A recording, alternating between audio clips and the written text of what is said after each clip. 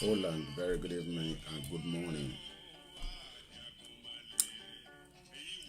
It's a late night broadcast just to review our protest and talk to those in US, Canada, Australia, Japan because of the different time zone.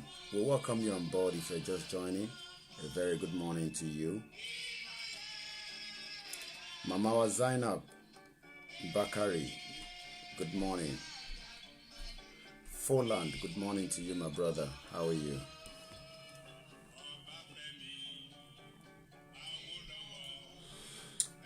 We had a very peaceful protest in London. It was peaceful. Adokwefeledumare. Good morning, Michael Oguntonyebo. Welcome on board. Princess Romy, good morning. Gbogbo àwọn America pátápátá, I think it's coming up to evening in America and Canada. The broadcast is mainly for you. We want to make sure you are with us in this journey. Musilio Adebayo Adegbite, good morning or good evening, depending on what part of the world you're watching from. Dennis, good morning. Great work you're doing. Please don't relent. Don't let the sycophant and the traitor at a cordial stage here. Yeah, we're just going to be talking about, how we can continue to move forward now, how we can engage more people so that we can really continue to strategize and do the right thing for the generation. We are the new generation, so we have to do what we have to do so that we don't leave it to the next generation. We are the generation that will peacefully, and I keep saying peacefully in as much as sometimes my broadcast can be very heavy, but I am Omoluabi, even if anybody does not believe that. Good evening and welcome to this late night broadcast. The phone line will be open, but we will not make too much noise. As you know, it is already late here in London. I will not try to raise my voice as much as possible so that we are not disturbing the neighbor. We are peaceful people, so it's not because we want to get Odudua, then we are going to be as nuisance as we do mistake, and I will confirm that even the one of my broadcasts at the very early morning yesterday, the individual that I spoke to, I'm not talking about the governor. You remember there was a particular person I pinpoint in Brazil. We've been able to resolve that problem, myself and him. I spoke to the individual, Alaji Isiaka in Brazil. He made me understand his point. I made him understand where I was coming from. I took back my statement because I was not happy with the statement that he left on the group. We've been able to resolve that, but I made my stand that I still stand on what I say with the politician, especially Seyi Makinde, not allowing us to go ahead with the protest in Ibadan. And I believe they are already working on maybe getting a permit from the security, and then we see how that goes. I'll give you more details as I know that later on tomorrow when I speak to Babawa Sunday Igbowo that we already have a conversation with. So what I'll just say is a very good morning. And those of you in America, in Canada, the struggle or the I don't want to use the word agitation because we are not agitating for anything. We just want to get what belongs to us and what has always belonged to us. Nigeria has never worked for any reason. It's not going to work tomorrow. It's not going to work today. It's not going to work. It hasn't worked. You can see all the drama that I don't want us to lose focus. There's too many dramas, and you will get lost. Sherry to come agongo nisin onibashife gbodua. Sherry gbogbo drama ton play in location 9. Don't get worried about that. That you can see that there's Big Brother in Nigeria now. They will distract all the youths. Go on Twitter, you will see them fighting each other. You keep saying they don't have money for data. You go on Twitter now, you will see nonentic people that we are fighting for. fighting because they distract them. The owner of Twitter, I think they are from South Africa, make a lot of money. And tí wọ́n gbá tó ń wo Big Brother Nigeria, right? They're not going to make any money. They don't have job. So the little money you are sending to them now, like you say, buy data, go and watch Koiki Media, watch Oshatola, watch Beduire, watch David Hamilton, watch Heritage, watch Omoba Adetokunbo, Tatulope Arotile, watch all the people in concern Omo Yoruba, go and watch Ahmed Olalekan, watch Baba Ekiti no, go and watch him. Ẹ̀sán ìdẹ̀wò sí wọn nísìnyí pé kọ́ máa wò yẹn, Big Brother lọ́mọ máa fi ṣe, Big Brother. So, but Tabanika Fiti Wanshe, we will not go to where we are going because iye púpọ̀ nínú wọn or to bastardize it. A lot of them are messed up. A very good morning to my brother, Prince Olakoiki, watching me all the way from Canada. Ayodeji, very good morning. So what am I trying to say here? There's a lot of drama that will distract you and me if we are not careful inside location 419, location 9.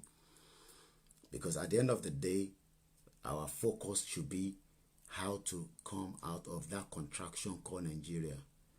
How to strategize, how to make sure that those they can hear what we are saying, and those that have heard what we are saying can continue to hold on to it.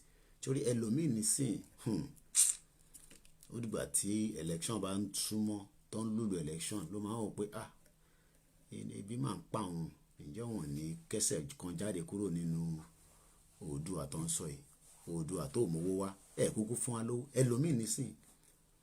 Ẹlòmíì nísìn lákàyè ni pé wọ̀ fún wa lówó.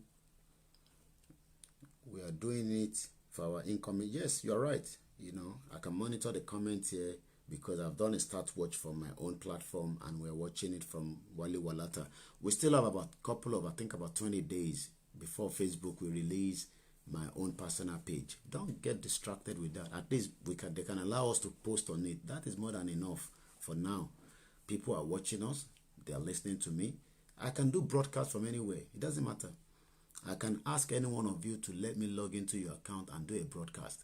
And I say the reason why I was locked out is not because the federal government or anybody reported it. It's because when I posted the army that were killed, you know, a country where there is no hope. Because see hope, Koko. We had a peaceful protest. They thought they could use the let's break it down. In UK, they have different police that take care of different things. There's a particular one that take care of all the embassies, and most time they are in the red vehicle. They are called diplomatic corps. So the embassy call them. They call them because those ones will not know that we are there. But somebody inside the embassy, maybe that old man, that man that should have gone back to Nigeria, the ambassador or what they call him, Okundade, that should have gone back to Nigeria and be playing with his grandchildren. How many meetings can that man hold in a day? Oh, Mama Sunni. How many meetings? You can see a government that brings an 80-year-old man to come and be the ambassador. What kind of experience does he have that you don't have, that I don't have? What kind of experience? Because that is always the excuse that they will give. But now, by the government, what is your job, Buhari? The ambassador, Oguntade. What is your job, Buhari now? At some point, because Buhari at the Moituan Benisi. Good morning to you, John Ogunriola, and those that are watching as well. Meeting mélòó nílò bàbá yẹn fẹ́ ṣe. A máa sùn ni. 80 years old is a weak man. It doesn't matter how experienced the man is. Energy yẹn ò sí ńbẹ̀. I mean, I got back home. I was trying to catch up with every messages that you guys posted and everything that you wanted to talk to me about. I responded to as many of you, and I hope we've been able to catch it up. And Tabaiti response, we are still working on that. You will be definitely responded to. We've received phone call, and at some point, I just finished eating my moi elewe. We should jẹ moi yẹn tán báyìí. Ọmọ orun yẹn dá mi láàmú. You know. Mama wa Ellen. Yeah. So maybe the ambassador, nígbà tó pe ambassador, Koiki Media má ti wà níbí báyìí pẹ̀lú àwọn ọmọ ẹ̀wẹ̀. Ẹgbẹ́ fún ẹ pé àwọn ọlọ́pàá, ẹ pọ̀ ọlọ́pàá sí wọn. Àwọn wèrè ọ̀dẹ̀. Nigeria lè rò pé wà.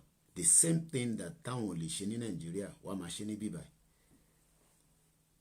Ṣé tọ́lọ́pàá Nigeria bá jáde, ṣé á kọ̀ jáde lásán wọn ní tí na wọn yàn pa. Wá ti pààyàn léèní tó bá yẹ pọ́lọ́pàá Nigeria, wá ti pààyàn. It shows that these are things that doesn't work. Wá ti pààyàn. But àwọn lè sáré pé phone. They are protesting in front of the embassy. Can you send somebody quickly? Send them. Nígbà táwọn ọlọ́pàá wá dé kí ló ṣe? Ṣé wọ́n rí ìbọn lọ́wọ́ wa ni? It's called protest. It is the only way you send message to the global community for the injustice. Dẹ̀ tí mo kankan. I'm my name and shame gbogbo yín right in front of the embassy. Okoro Stanley Ugo, thank you very much. So at the end of the day, they thought maybe when they bring in the diplomatic corps, then those ones will now come, they will say, hey, what you guys doing here, man? Go back home. Nibo, go back, Kilonjebe. We completed the 4 hours that we booked. The Ibadan rally will go ahead, from what I'm hearing. But I'll get confirmation on that. Iwakbeluewa, a very good morning. This is a late night broadcast, and the reason for that is we want those in US and Canada, Australia, New Zealand, Japan to watch live broadcast, not at the inconvenient time. So once in a while we will do it. I've had enough sleep. I can carry on like this for 4 hours and continue the morning broadcast. It doesn't stop anything. We need to stay focused. We need to stay very, very focused because the task ahead has not even started. The damage that they've done has gone a very, very long time. And we are ready to correct it and put a full stop to it. Election is not going to hold. To some people, when we hear that election, they're thinking, so is the international community going to... Who is the international community? Who is the international community to direct and dictate to us when the time comes? We all own the country. We will decide how we want to move forward as Yoruba people. This one that we are telling you, go and sign petition. Those one are diplomatic thing we are trying to do. We are trying to be, we are trying to be how do I use the Uyibo? We are trying to be diplomat. When the right time comes, we will tell the international community that this country belongs to us. We will decide. Yes, we're going to allow you to call. It's your show tonight. Go ahead. Good morning. Hello, sir. A very good morning to you. Ọkùnrin ogun ni wọ́n wojú ẹlẹ́ẹ̀mejì Oṣani ẹ káàbọ̀ sórí ètò. Yeah, this is Nunes ló ń bá yín sọ̀rọ̀ láti Houston as usual. Ẹ̀yin lẹ́lẹ̀tò ẹ̀yin ta Amẹ́ríkà Canada. Alálètò agbọ́dọ̀ pè wọlé. Ẹ gbọ́dọ̀ pè wọlé o ẹ gbéra ńlẹ̀. Díẹ̀ ni we are not we believe. Of course, we always believe there is light at the end of the tunnel. Oh yes, there must be. There must be. Anígbàgbọ́ wípé díẹ̀ náà ni iná máa máa ràn. Bẹ́ẹ̀ni, ó ń jó wọn. We are not under any illusion that no. the impact is going to be sudden. Yeah. But we believe that persistence is the key. It is. Of course. The feeling is Oh. No, wọ́n rò bàbá wọ́n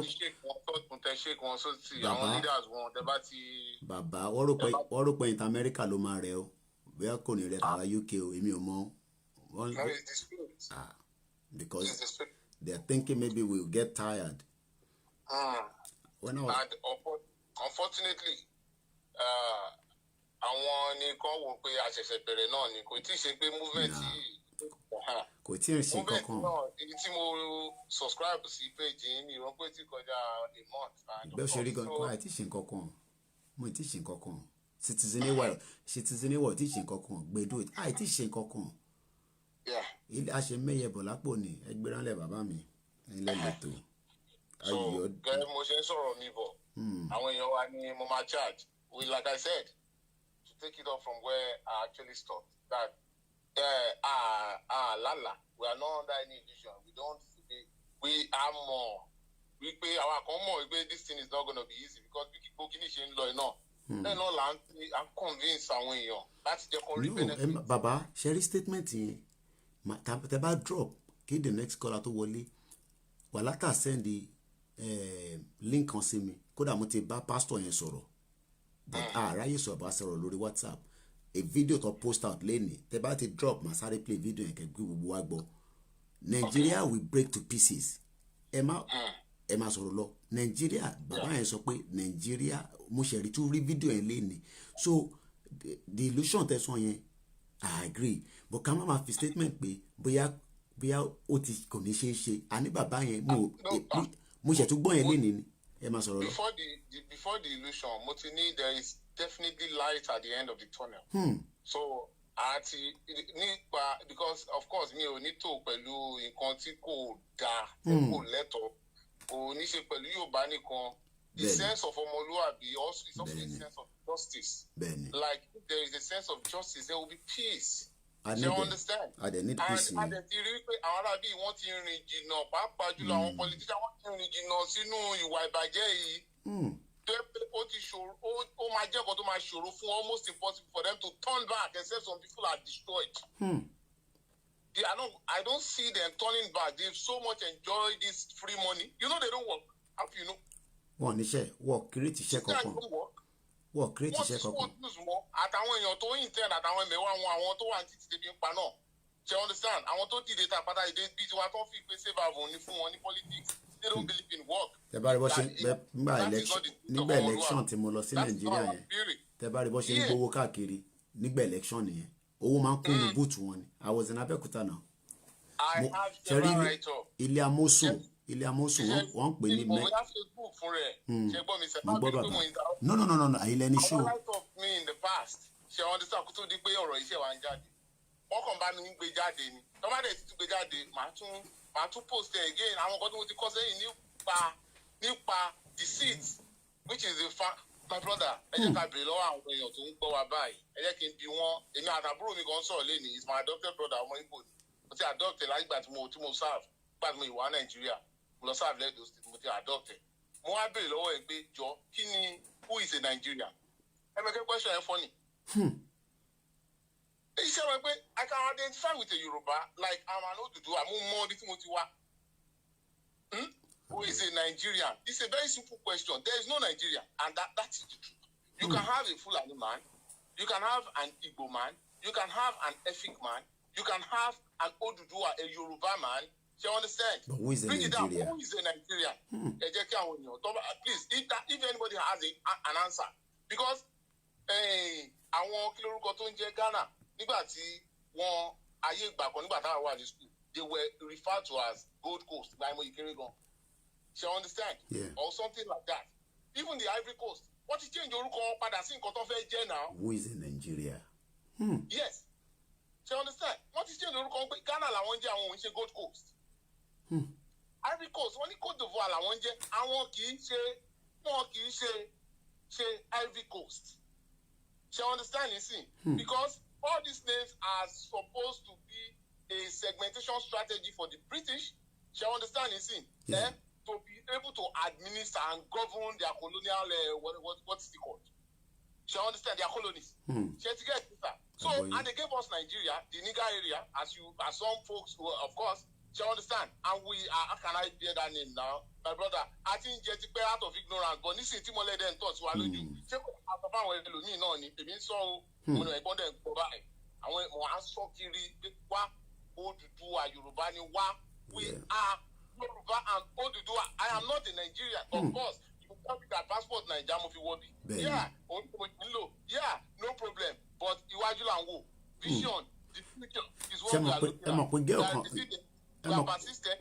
We will not give up. We are passing the message. We are spreading it across. We are creating awareness. There was a young girl that came with her mother. The purpose why she came with her mother for at the protest, because her mother has been trying to explain to her who we are. So I was the picture come out picture girl I think Sister Buki took the picture.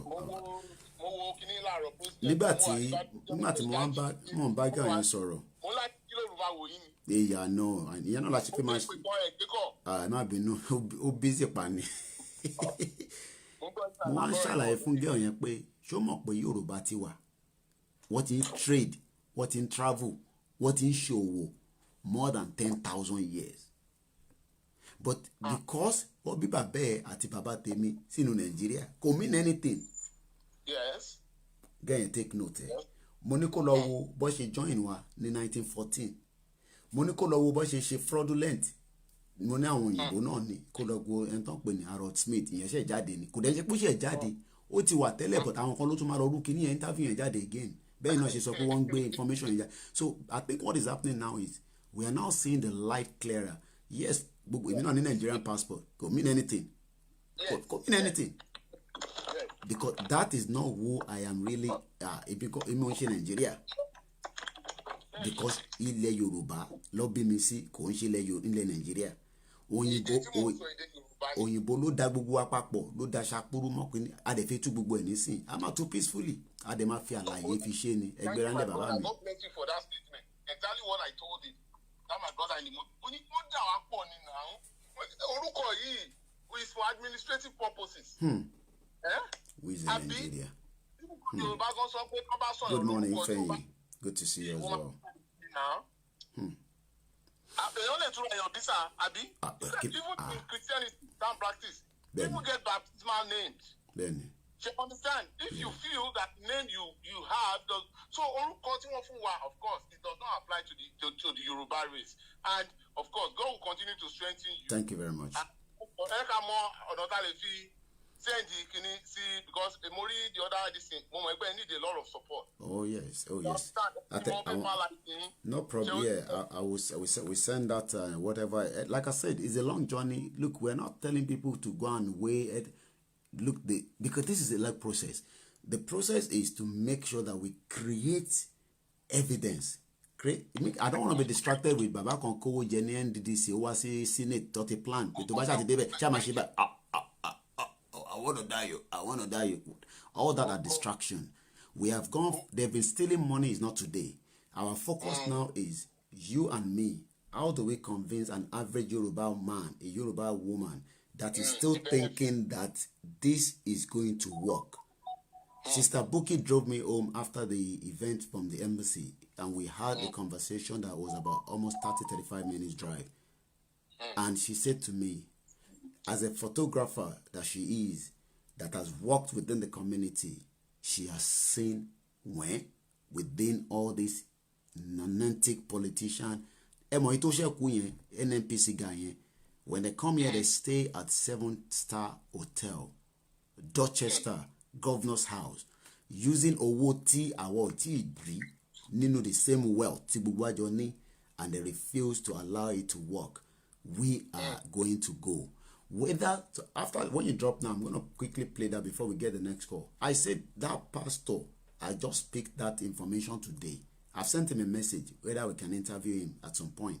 He said Nigeria will go to pieces because he said the amount of bloodshed that have gone inside that country is just too much, and you cannot create anything on false. As I'm drinking this water now, if there's nothing inside this thing, and I'm doing like that, at some point people will say this guy is crazy.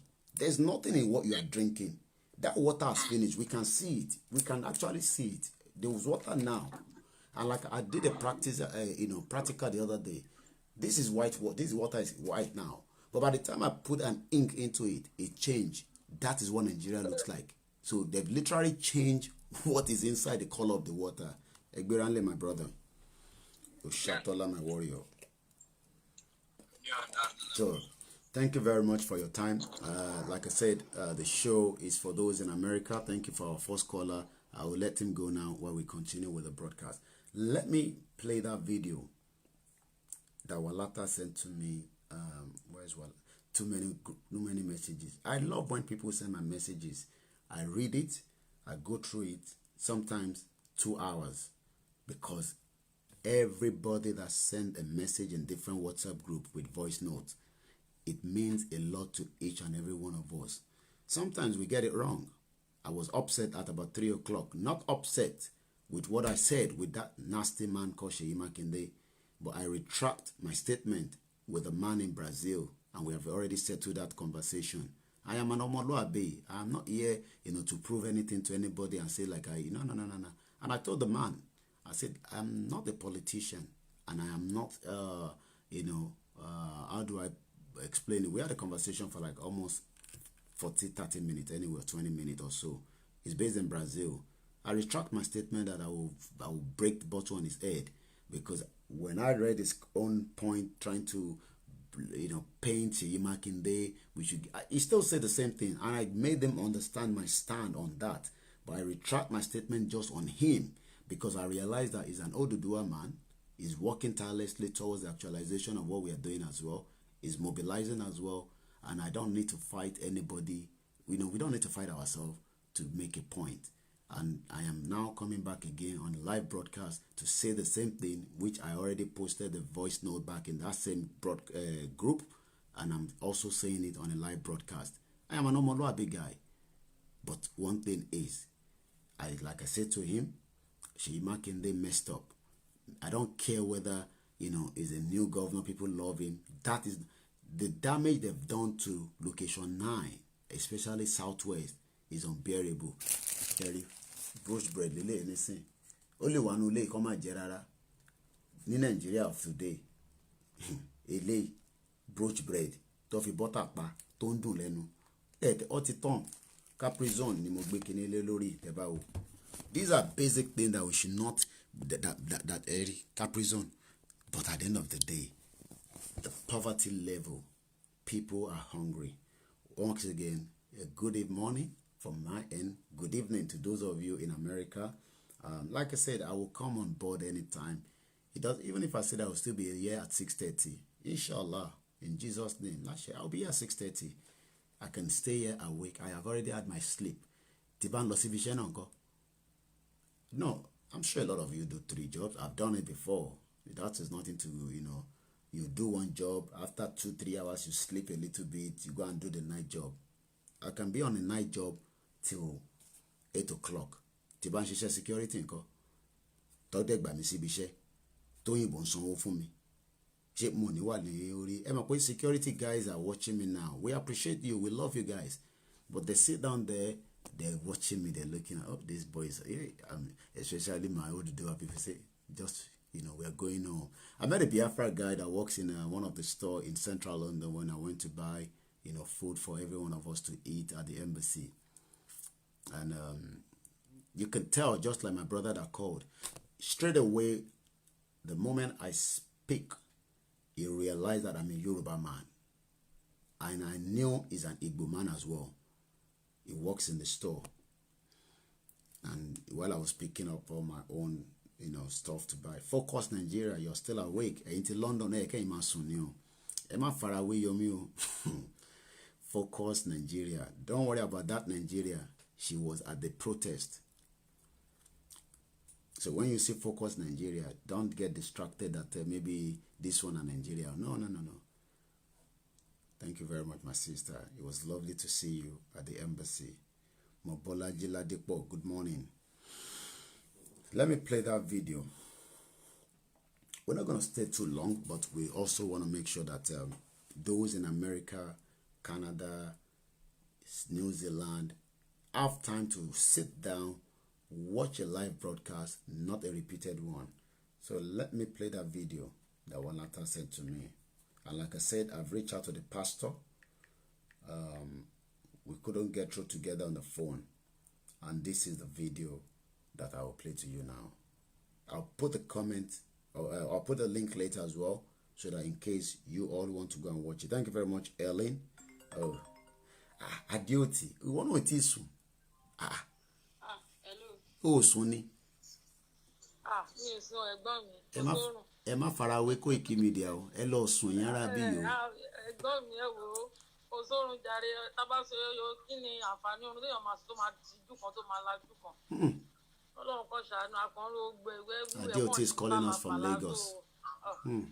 Ẹ wò ó, gbogbo ẹ ti dàpọ̀ mọ́ra wọn ó ti dàdàlú epo. Ó ti dàpọ̀ lọ́wọ́ Ọlọ́run epo. kó ṣàánú ni. Má sọ̀rọ̀ lọ́jọ́ ẹ̀ lọ mú charger fóònù mi so that kó lè máa charge dáadáa. Bí mo ṣe rí ní protest lẹ́nu gbó fóònù mo ò tètè ní dátà so gbàtọ́ tí ma ṣe dátà fún mi tí mo rí mo ní wow this is awesome ó ní agbára in fact Ọlọ́run á kún yín lọ́wọ́ ṣiṣẹ́ o okun àtagbára tẹ́ máa fi ṣàṣeyege lórúkọ Jésù ọ̀run á gbé wọ̀nyí o ojú òní tí kò ní bọ́ mọ́ yín lọ́wọ́ lágbára Ọlọ́run because mo gbogbo àwọn pictures yẹn torí mo gbà tí máa wọlé lọ́wọ́ ọ̀rọ̀ lẹ́málẹ́ in fact I was still surprised iṣẹ́ lẹ́yìn bíbù yìí ṣe o Ọlọ́run á dẹ̀ kún gbogbo yín lọ́wọ́ ṣiṣẹ́ kò ní sú yín kò ní rẹ̀yìn lágbára Ọlọ́run gbogbo ọwọ́ ayé kò ní bá yín lórúkọ Jésù àṣeyè lálákànṣe àṣeyè lẹ́ máa ṣe lórúkọ Jésù ojú òní tì yín ìfà gbogbo tẹ́ bá ti ń dáwọ́lé á máa yọrí sí ire ni ìrànlọ́wọ́ àtòkè wá ọ̀run á fi fún yín o lórúkọ Jésù gbogbo àwọn tó dẹ̀ ń gbówólẹ̀ náà àbùdí ni tomi tolókun àbùdí ni tọlọ́sà lórúkọ Jésù kò ní tán níbi tẹ́ ẹ ti mu àpò yín kò ní gbẹ lórúkọ Jésù o kò dẹ̀ ní sú yín kò ní rẹ̀yìn bẹ́ẹ̀ bá dẹ̀ ṣe mu Ọlọ́run á máa fọ̀pọ̀ rọ́pò lágbára Ọlọ́run lórúkọ Jésù ojú òní tí lórí ìfà mo wo gbogbo yín ṣe dúró lẹ́nu ó sòyà mí lẹ́nu báwọn èèyàn ò jáde rárá ó lè jẹ́ pé àwọn tí wọ́n ń bíbá ó mọ̀ pé torí it was a very quick one tá bá máa ṣe the big one ní a máa ṣe kan ní we are planning one for before October 1st but there will be a big one ní October 1st ìyẹn a máa rìn ní kò ń ṣe pa máa wà ní orí iwájú embassy ni a máa take a walk láti bẹ̀dẹ̀ iwájú number 10 Downing Street.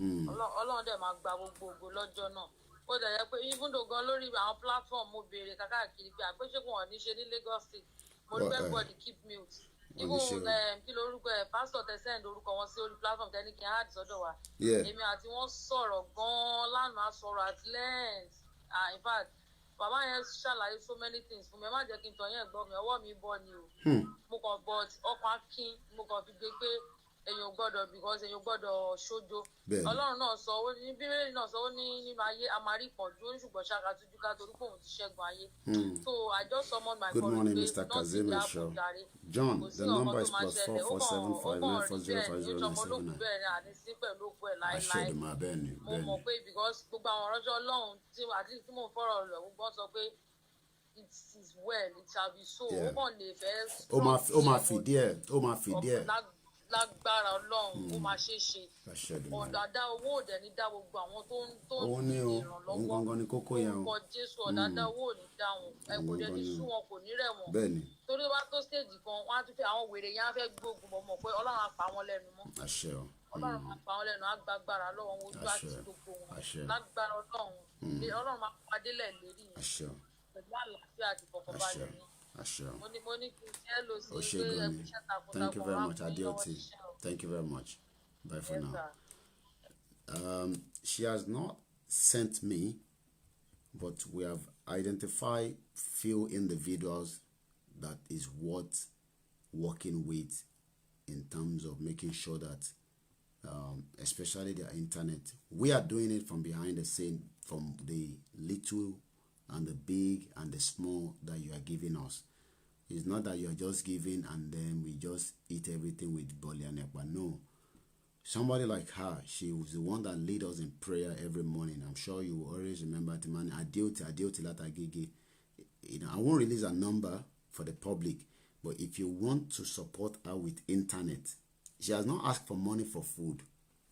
She has not asked me to tell you. I am doing it with every one of them. We must, because I want to share we are not doing freebies for everybody. We've identified. She keep up on internet. Èmi being now. Can Baba Ekiti said, Koiki òun ò ní íńtánẹ́ẹ̀tì ó dẹ̀ fi sọ̀rọ̀ àní mo ní bàbá Èkìtì Ọlọ́run jẹ́ kó gbé ó ní Ọlọ́run jẹ́ kó gbé òun ó ní tó bá gbé òun gangan ló dáa. Israel àbí Lẹ́kan tó wà nìbàdàn Ahmed Lẹ́kan kó sọ pé òun ò ní íńtánẹ́ẹ̀tì so they have àbí Victor tó wà lóńdó so there are few key people like that so that's why we said let us continue. We are not asking you to give us big àfẹ́ṣẹ́ empowerment fáwọn youth wa àfẹ́rò wọn lágbára nítorí pé empowerment ni bí àṣà Ṣàtọ́lá ṣe kọ̀ǹpútà fún yàn kan ṣe farming fún yàn kan tí ìlú tó ti rojú tù. Let us empower them. We might not be able to empower everybody but at least àwọn tá a bá empower spiritually wọ́n dẹ̀ nílò fún bàjẹ́ àwọn kan nílò ní nǹkan tó fẹ́ ṣe fún wọn tó bá lò máa bá lọ ni purpose tá a fẹ́ jẹ́ kó lò fún and prepare sílẹ̀ ni bó bá lò fún nǹkan tí kò jẹ́ kó lò fún ó máa bá lọ ni. We are not saying that the Bible, the Quran is not going to work, but let us be factual. We are Yoruba people. Adenshomode. Let me play the video. So, like I said, somebody like her must have internet because not only that, she has a group that she has set up on our behalf right inside Agege. I keep mentioning Agege. What is Logbe? Abe money. Nígbà tí bá ń sọ Agege Adéòtí láti Agege ẹ rò pé wọ́n ní wá ibi tó wà lágége ni but gbogbo wọn fi ẹ̀mí bá lọ pé ìtagbé dání sọ́wọ́ ẹ̀ pẹ̀lú ìrànlọ́wọ́ Elédùmarè àtàwọn tó láyé tó lọ́run àti ti Jesus àti tànábì but nothing would happen and the government knows that the country is going to pieces. But ṣe rí gbogbo drama tó ń play yẹn don't get distracted. The country is going to pieces. I say pieces. Ẹ jẹ́ ká jọ gbọ́ kíní ẹ má ti pè anybody ẹjọ́ do not call now let us watch this together. The country is going to pieces.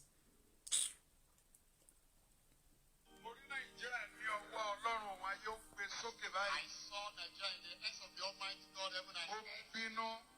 Nigeria was and it crash landed Nigeria. And Nigeria was scattered into pieces. Amen. Amen.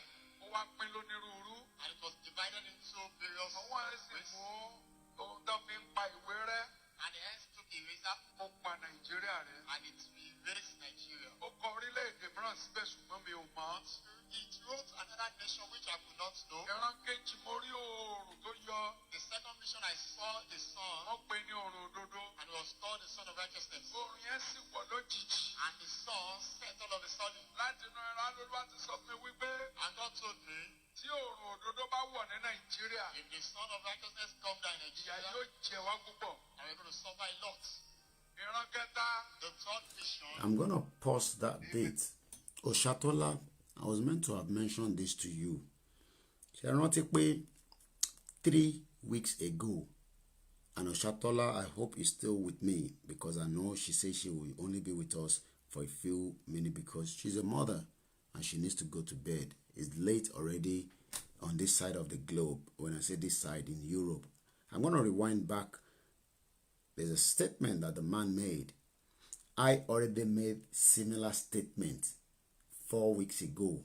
If you have been following, look, we are not a talk show guy coming here to talk to people.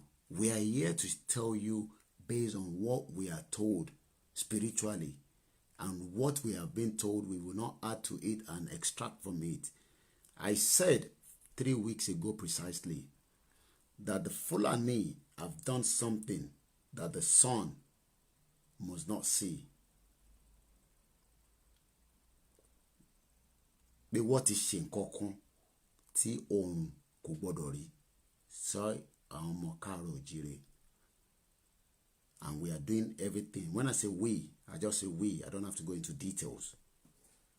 And we are, but we don't have the money. Owó tó béèrè pé wọ́n fẹ́ fi reverse kìíní yẹn.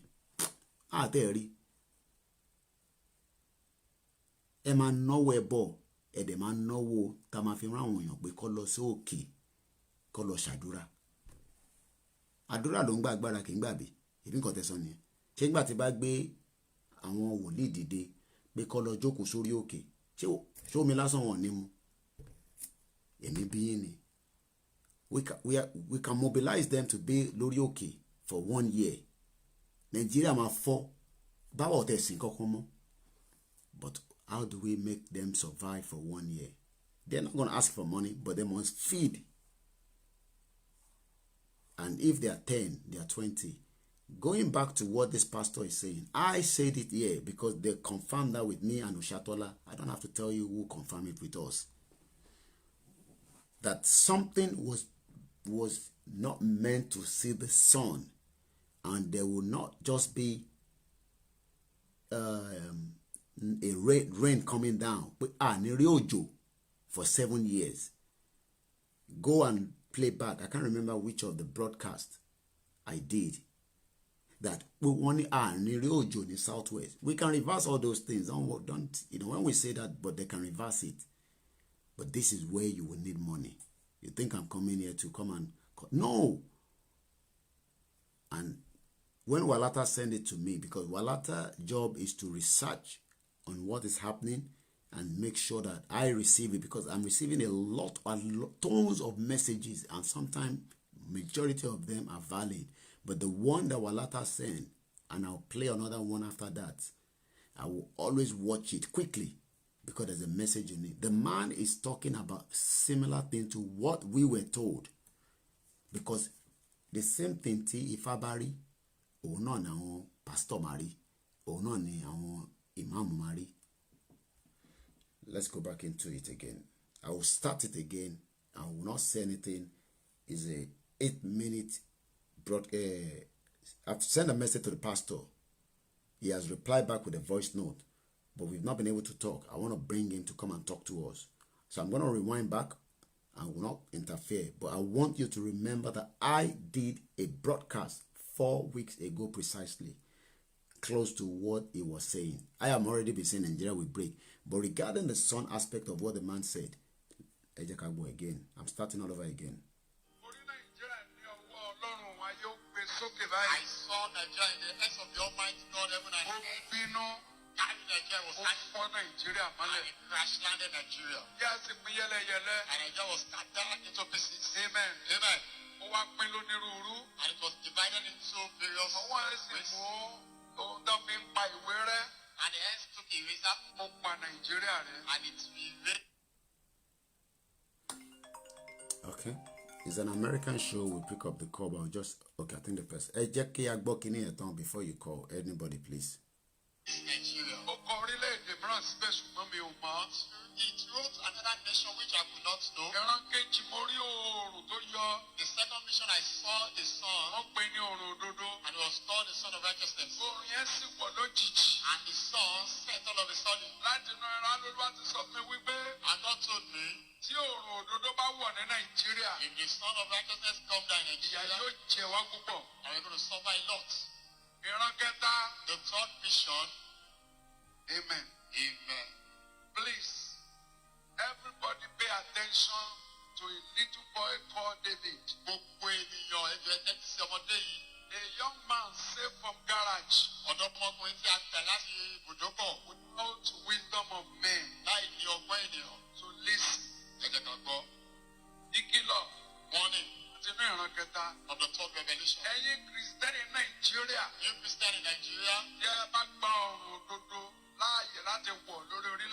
If you allow the Son of Righteousness to go down in this nation, we are going to all suffer. If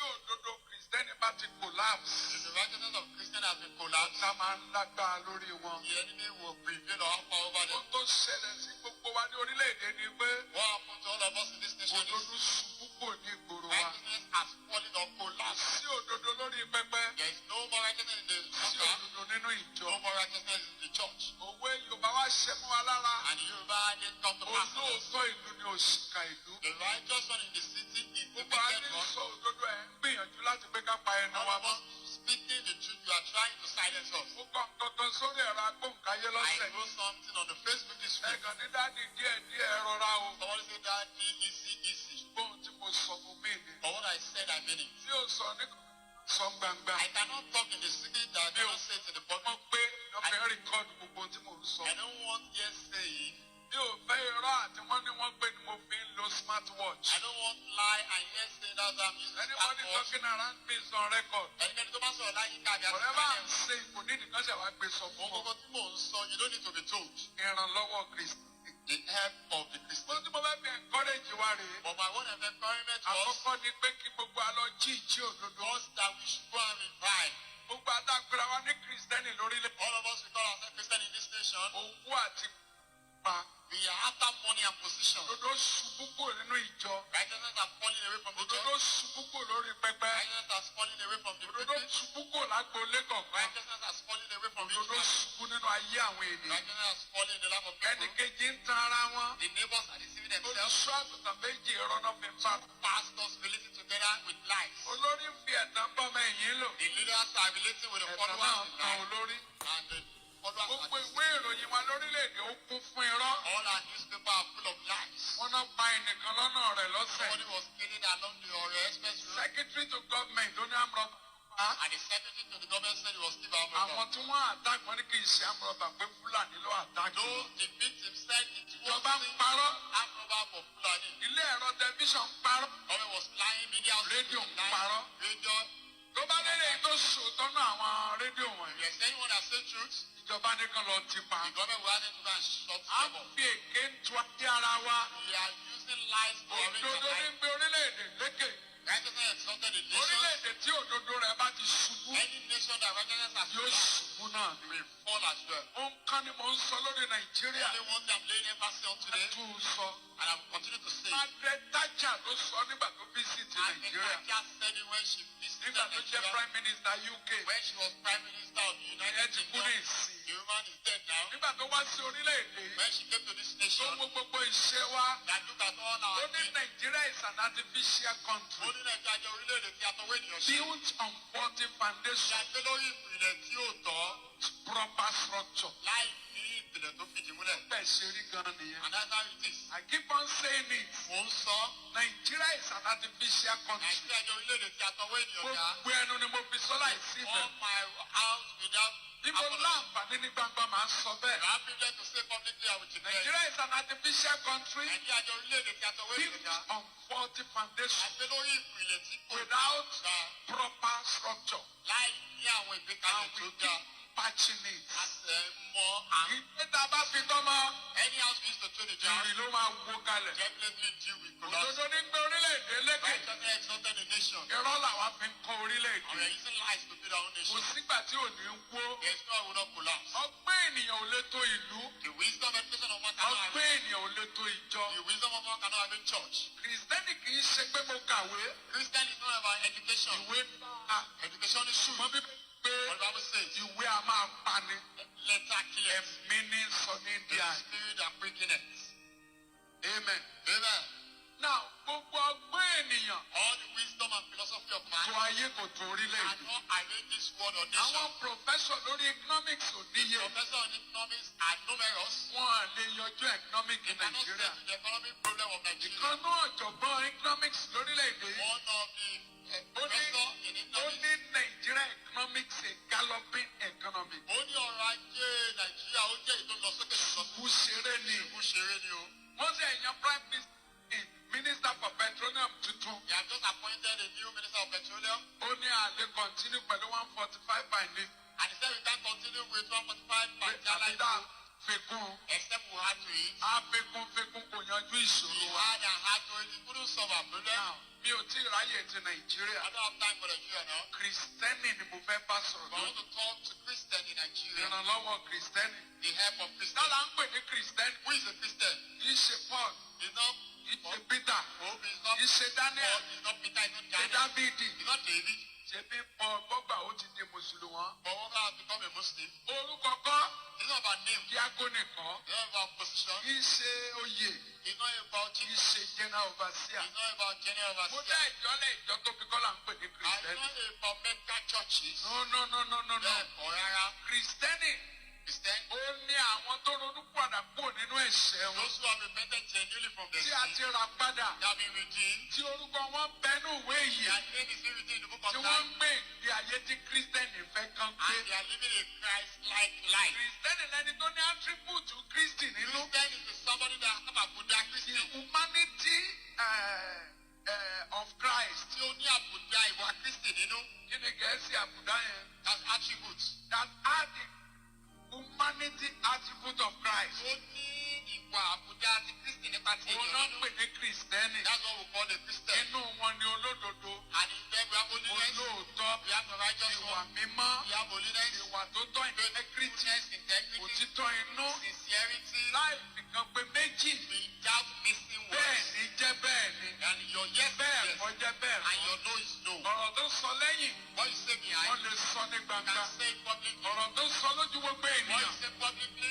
Àṣírí ọ̀rọ̀ náà ní tukọ́lọ́mù òwì bẹ́ẹ̀ mọ́. Àwọn èèyàn yìí ṣe Kristẹni. These ones are not Christians. Kristẹni ní ọ̀rọ̀ ẹnu wọn. All Kristẹni ní wọ́n ó bá èrò inú wọn mu. Is in line with their thought. I'll tell you the name of the Facebook page. The Facebook page is called New Life Eternal Ministry. You might want to go and look at more. I've reached out to the pastor. He has replied me with a voice note, but we have not worked out the modality for an interview. Good morning, Adekunle Adepoju. Good morning, Mamami Tomilola. The show is for those of you in America so that you can have time to watch it live without any stress of trying to go to bed. Good morning, caller. Your name, where are you calling from? The only prince Kolon ko ban fún yín lálàáfíà láìpẹ́ láì jìnnà ẹgbẹ̀rún lé bàbá mi. Ọ̀gá Ọlọ́run àánú àbámidáàbò yín. Àṣẹ Èdùmàrè. Àánú Ọlọ́run yóò wà lórí gbogbo wa. Àmín. Only àwọn tó jẹ́ olótìtọ́. And I pray for you. I pray Thank for you. your wife. I pray for your children. Thank you. Àmín. Pastor tó sọ̀rọ̀ yẹn. Mo rí wọn rí láyé mi, mo gbọ́ wọn rí. Láyé mi mo gbọ́ rí, mo tẹ̀ mọ̀ pé ó exist. And he has replied me back with a voice note. We will have an interview with him. Bẹ̀yẹ ká dúpẹ́ lórí Wàlátà because Wàlátà was the one that brought the link. In fact, mo ń try láti pè nígbà tẹ́ ẹ ṣe rally. Wàlátà sí ẹ̀ ní láti bá wa sọ̀rọ̀ ọbẹ̀. He should bring out his face. He's a good man. I can see when you shouted Walata, Walata. Yeah. He came from the office.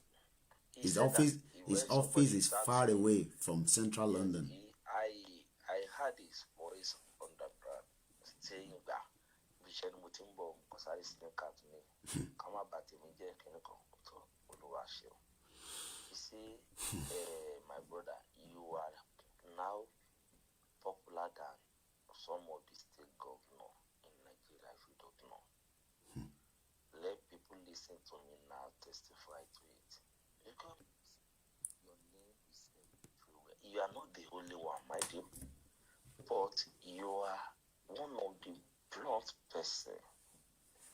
Talk without fear or favor. You are a very straightforward man. The end company so like the island, Dublin, Lawson.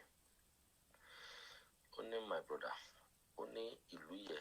Nigeria, Lọ́lọ́run ò lè gbọ́ àdúrà wọn mọ́. Mo mọ̀ pé that my sister will listen to this broadcast till ẹ bá ti mọ̀. Àwọn dẹ̀ pè mí pé ẹ̀gbọ́n ọ̀rọ̀ tá a sọ ẹ̀dẹ̀ sọ jáde. Ó ní ewu sá ó lọ́lọ́run ò lè gbọ́ àdúrà lóye mọ́. Mo wá ní kí ló ṣẹlẹ̀ màmá rẹ̀ wá. Ó ti ń sọ̀rọ̀ ju ó ní ó ló dá kó ń pùtẹ̀ báyìí. Ó ní tọ́lọ́run fi ń jẹ́ Ọlọ́run ti kúrò nílùú yẹn. Ó ní àfi káwọn ènìyàn kúrò nínú ìlú burúkú yẹn tó jẹ́ Nàìjíríà kí oníkálukú lọ sí ìlú ẹ̀. Onígbà ẹ̀ lọ́lọ́run tó máa gbọ́ àdúrà wọn. You said something about pé nǹkan tí ò yẹ kó rí oòrùn. Ó rí oòrùn lọ́jọ́ yẹn. Gbogbo wa gbọ́ ara ń ta wá. It's a secret thing that you just be diplomatic about it anyway. And now, woman, ẹni yẹn wá sọ fún mi lọ́sàn-án. Ó ní realize pé ó ní torí pé Ọlọ́run gbàdúrà àwọn ọmọ náà àwọn pastors ṣe ń hùwà àwọn rẹ̀. Yes sir, tí bàbá Adébóyè bá pariwo níbi tó wà yẹn pé ìyà ń jẹ Nàìjíríà, ìyà ń jẹ Yorùbá, ẹjọ́ ẹ ṣàánú wa, gbogbo Redeemed Christian Church member worldwide wọ́n support Odùduwà. And tí wọ́n bá dé sign petition, we are having more than what we expect. Definitely. Ṣùgbọ́n mo bọ́ ṣe campaign fún Ọ̀ṣínbàjò. Ṣùgbọ́n mo bí Buhari original bó ṣe sneak wá síbẹ̀. But when it comes to the people, the issue of people that are suffering under their nursery, wọ́n ignore wọn sí dípò wọn gbọ́. Ó máa ẹ̀ sọ̀rọ̀ kan lẹ́nu, ó ní ìkà ni wọn. Ó ní àwọn tó ń jìyà kan wà within them nínú káàpù yẹn kí wọ́n fún wọn. Ṣé wọ́n yọjú sí wọn ni? Wọ́n dẹ̀ lọ fún gọ́ọ̀mẹ̀ntì ní billions. Wọ́n lọ kọ́ isolation center fún gọ́ọ̀mẹ̀ntì. Wọ́n náà wọ́n ra bẹ́ẹ̀dì fún wọn. Àwọn èèyàn, I want to tell you, there's a lot of people. Okay, no, let me say it. Kàn má máa lọ lé wọn kúrò nínú camp. But ìyà ń jẹ wọn. They don't have shelter. Bí pálí sugar. And in the name of church, àwọn dẹ̀ fún àwọn gọ́ọ̀mẹ̀ntì tí wọ́n ti náà ní tó àtàlẹ́sẹ̀kù ní billions. Bishop Oyedepo is the richest pastor. Ẹjọ́ sá. Ènìyàn mélòó lẹ gbọ́ pọ́n ló ń fún wọn lóúnjẹ lọ́fẹ̀ẹ́ ní Ọ̀tà? You see, look at what this man said. Òdodo ti sọnù. Irọ́ la fi kọ́ orílẹ̀-èdè yìí. Àtúrò ẹni ò jẹ́ kọ́lọ́run gbọ́ mọ́. Ẹ̀ẹ̀mejì ni mo gbọ́ fídíò yẹn, ara mi bù máa ṣọ́. Now, I've sent you message on your WhatsApp that I need a video. Man, log gbé sórí Facebook. Ma send the same thing.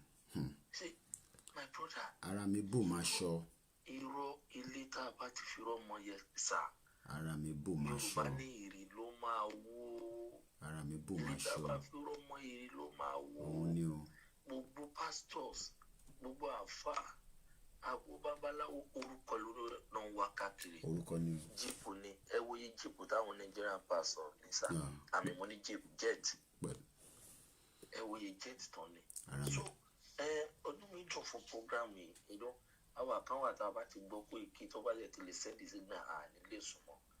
Àmọ́ ẹ̀ẹ́dá àti ìmúlẹ̀ bọ̀ tọ̀. Àwa ti múlẹ̀ nínú ẹ̀mí àti múlẹ̀ wípé ọmọ ìyá mi ni àyíkú wa. Adékúnlé ń gbọ́ mi báyìí nísìnyí l'Amẹ́ríkà. Ó láti take a week off lórí ọ̀rọ̀ Oòduà yìí. Kò rórun sùn. Ó dẹ̀ náà ó ń lose close to at least kìíní kan $1,000. Èmi àti ẹ̀ sọ̀rọ̀ lọ́sàn-án lórí ọ̀rọ̀ Oòduà yìí. Ẹnìkan dẹ̀ wá dúró síbi kan. Ó dẹ̀ ní kò ní ṣe é ṣe. Nǹkan tí mo fẹ́ kẹ́ mọ̀ ni pé irọ́ ni wọ́n fi bẹ̀rẹ̀ orílẹ̀-èdè. Irọ́ ni. Gbogbo àwọn tó benefit free education from Baba Awólọ́wọ̀. Irọ́ ni. Nígbà tó gun òkè tán, wọ́n ti ládàá yẹn. Wọ́n da gbogbo ẹrù ni, snake and ladder. Wọ́n da gbogbo ẹrù. Ni snake bá jẹ́ látòkè gbé gbogbo awálẹ̀. Wọn ò fẹ́ kẹ́ àwọn míì gun ládàá yẹn mọ́. Wọ́n wá jẹ́ kó jẹ́ pé àárín àwọn àti àwọn ọmọ wọn. And did you know the reason why, sir? Let me kí o lè fáwọn ará Amẹ́ríkà láyé. Ṣé mo reason tó jẹ́ pé àdúrà ọ̀tá là ń gbà lórílẹ̀-èdè? Ìgbà tó jẹ́ pé ọ̀tá ni wà. Ọ̀tá la fi bẹ̀rẹ̀. Òkùnkùn la fi bẹ̀rẹ̀. Iná kò ná ò dá. Mo lọ sí ibì kan ní area Ìkòròdú ní after grammar school. Mo wá rìn bẹ̀yẹ lọ. Odùduwà náà ni mo lọ bẹ́ẹ̀ nìyẹn sọ. Mo wá sọ fún ọ mo ní àìná yín ti dúdú jù ládùúgbò ìlú yìí gan-an fún yín. Iná ò dúró. Wọ́n tún ṣe títì fún yẹn tó ń ba katakata jẹ́. Wọ́n yẹn ní lọ́rọ̀ burúkú ni wọ́n sọ ìbá. Mo nígbà tó pẹ́ lẹ́mí òkùnkùn ní òun máa yẹn ní àwọn tó ń control ìlú yìí gan yóò kìnnà gbélé lọ́wọ́. Ṣé kìí ṣe ẹ̀mí òkùnkùn ni? Ẹ̀mí òkùnkùn ni. Torí ẹ̀ lẹ́sẹ̀ ń rí wọn. I'm not too surprised. Nígbà tí ẹnìkan pè mí pé kí ni mo fẹ́ lọ sí Ìbàdàn, ṣé irú mi ló yẹ kó tó máa travel pẹ̀lú ẹ̀ tì mí. Mo wá ní irú kí ni ibo ló yẹ kí n dúró sí. Protest wà lẹ́kọ̀ọ́. Ẹ lè jáde lẹ́kọ̀ọ́ tó ra àwọn alágbára ti pọ̀ jù. táwa tá a wà lẹ́kọ̀ọ́ tá a bá mú lọ sí Ìbàdàn tá a lọ jọ́ àwọn Ìgbòho tá a jọ ṣe sáà ní pọ̀ ní sókò ní mínì ni ó ló máa ní mínì kí wàá ní ìwúlò wa àkà máa dúró lójú wọn àmọ́ aláǹgbọ́ ṣe ìgbà tí ní ìsìn Nàìjíríà irọ́ ni politician irọ́ ló ń pa fún wa. ìbú ni pásítọ̀ yẹn sọ nínú bẹ́ẹ̀ nínú ẹ̀ẹ̀méje mo gbọ́ fídíò yẹn. irọ́ ló ń pa how many church give the member palliatives. tó bá jẹ́ building wọn máa kọ́ isi ó yẹ ká jí kò dẹ̀ yẹ ká jí lásán ó yẹ ká jí sí òdodo ohun tó ń pè ní orílẹ̀-èdè kan sá when you can listen to my language you can understand my language I can understand your language. tí yẹ pé culture wa the same thing. Now ọ̀rọ̀ wa yàtọ̀ ní orílẹ̀-èdè we are not serving the same God. àwọn kan ọlọ́run mi náà ṣe àwa olódùmarè ní tiwa èdè wa ò yéra wa ọ̀rọ̀ wa ò yéra wa our culture is different àṣà wa yàtọ̀ culture wa yàtọ̀ even let me be honest with you ilẹ̀ wa gan yàtọ̀ there is something that can grow ní western part of Nigeria tí ó lè grow ní north. mọ́mọ́ yẹn léwé ni mo jẹ nísìn bí ṣe sọ nísìn ẹlòmíì ti sáré calculate pé báwo ni mọ́mọ́ yẹn léwé yẹn ṣe rí. báwo ni mọ́mọ́ yẹn léwé yẹn ṣe rí. ó ti mọ bó ṣe rí. àwọn arúmọ ìwé yẹn. àwọn gangan ni.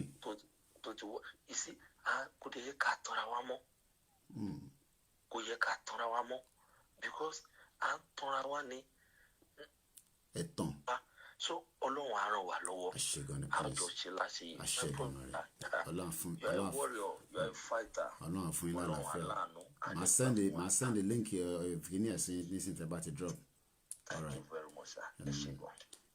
ẹ jẹ́ fi àdúrà ràn Prince lọ́wọ́ you can even hear from his voice it's very very strong. He was already halfway going to Ibadan when he saw the video I did at the middle of the night yesterday. That something is wrong because they were not going to allow the protest to go ahead. My son, can you see Princeton? I'm doing that. I want America. Let me show. Mark the Wally. Egberanle orúkọ yín. Hello, Tomilola ni o. Hey, mama mi tó dáa. Mama mi tó dáa. Sing this up for us. Yeah. Special for you all.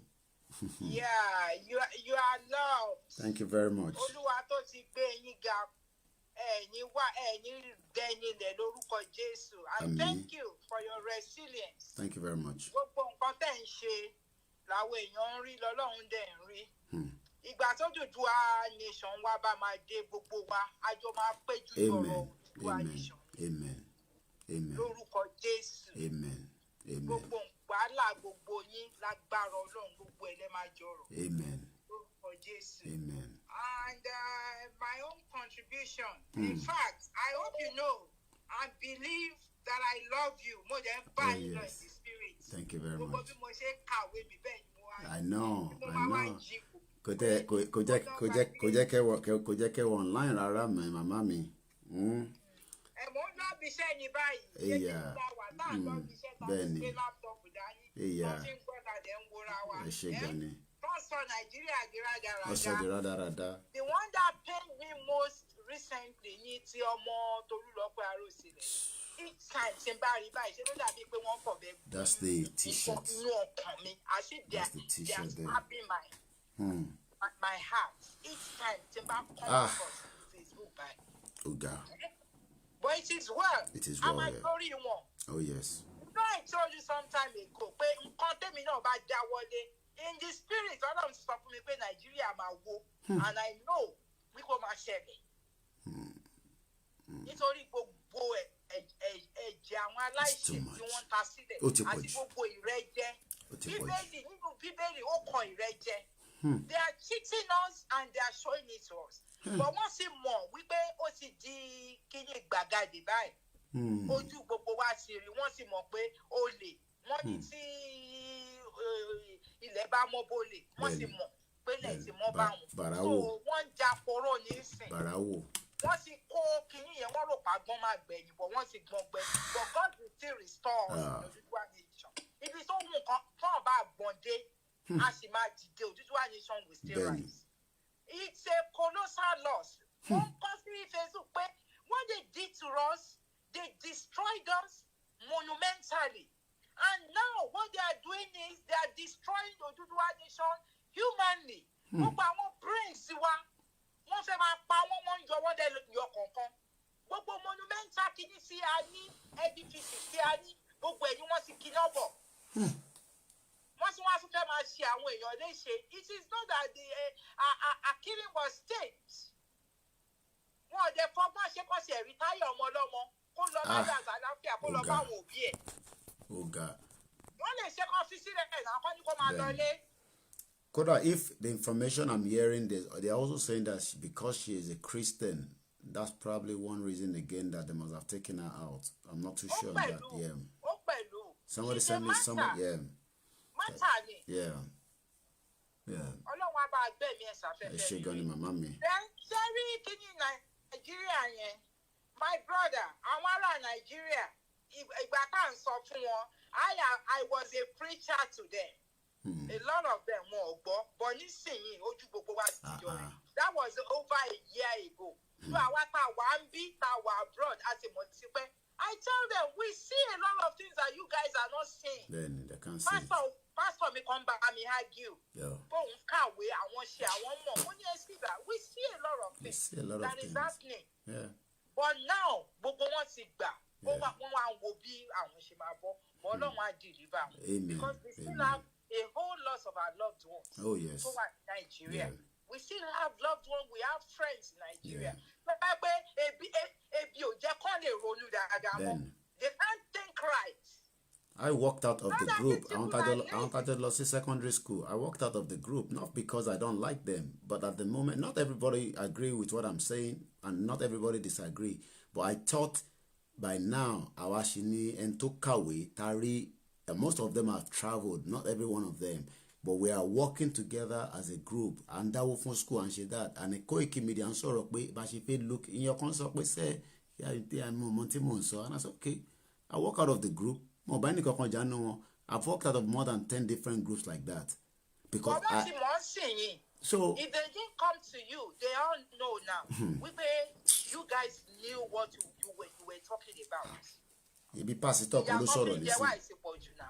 mo pastor yẹn rí mo rírí mo gbọ́n wọn rí. This is the first time lọ́sàn yìí tí wà látà sẹ́ńdẹ̀ mo wò pé àná ti reply máa ṣì gbé wọn wá sórí broadcast pé pastor kan ṣì wà tó ń sọ̀rọ̀ báyìí tó ríran báyìí. wọn kàn fẹ́ àwọn míì ẹ̀rù ṣì ń bá wọn bọ̀ níbi tá a bá dé ìyá àwọn èèyàn ò bẹ̀rù torí mi ti rí àwọn boys lẹ́kọ̀ọ́ yẹn ní Nàìjíríà nígbàdàn pé wọn kàn kú mọ́. No. Mo lè ka message kan tó wá láti Abuja bọ̀bọ́ yẹn ní I am ready to die. Ó kàn expect in phone ní signal. If somebody said I am ready to die, that means they want me to give them a signal of what they want us to do. Wọ́n ti sún wọn kọ̀ gírí ni. Èmi Christian gidi ni mi. But my brother, when I saw tí mo dé America, tí mo rí nǹkan tí wọ́n ṣe, ṣebí mo máa sọ fún yín mo pé dé àwọn people ti fìyà jẹ wá wọ́n ti gba kíní lọ́wọ́ wa wọ́n ti gbé búrẹ́dì lé wa lọ́wọ́ kó ká máa jẹ lọ bó wọ́n ti fìyà jẹ wá ẹ wá ní ká má bì níbo ní ìṣẹ̀ṣe kí ló ń sọ wọ́n gbà lọ́wọ́ wa wọ́n gbé bèkìrì lé wa lọ́wọ́ pé ẹ máa gbé ṣeré lọ but adúpẹ́ pa máa bọ̀ we thank God because we know after the tunnel, darkness, there's hope. Oh yeah, there is, and that is the light now we are talking. One love to you all the time. Thank you very much. Thank you. Bye for now. Bye. The show is for those in the US, Canada, Axis, New Zealand, Australia. There's a brother of mine that called me all the time from Japan, different time zone. Just like a lot of us have done a lot to try to do our own little bit. Kódà kò ná gbogbo owó tó ní fún family ẹ̀ ní Nàìjíríà pé kó fi bẹ̀rẹ̀ business kò lè work. Mo gbéṣẹ́ kan fún printer kan sticker tí èèyàn kan ní ká ṣe láti South Africa. Mo ti gbéṣẹ́ yẹn fún printer láti bí almost going to second week now. Wọ́n wonder pé bọ̀bọ̀ yóò get back sí mi. So ngbà tó wá pè mí mo ní printer ìwọ tá gbé iṣẹ́ fún ṣé bí iṣẹ́ tá gbé fún ó ní òṣè tún bọ́ọ̀dì printing kìíní wọn tó fi ń printing 350,000 naira lòun tún ṣe ó ní ọtún ní kankan go wrong kí ló dé ń bàjẹ́ iná ni electricity. Is that a country? +4475940500979. The show is for you guys. Adekunle Adepoju. Kò lè work. Níyì Ọlọ́kọ̀dé àwọn Abẹ́òkúta Grammar School ni. I see you all the time, my brother. I'm not fighting my group. They are still my friend. But at the moment now, I can't beg anybody in your hotel. I know they'll be saying so many things. I don't care what they are talking about me.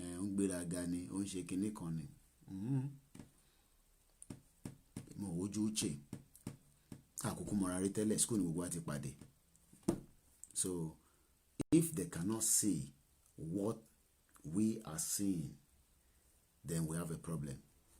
No, are they expecting us to continue to where one could defend 81 billion or faint?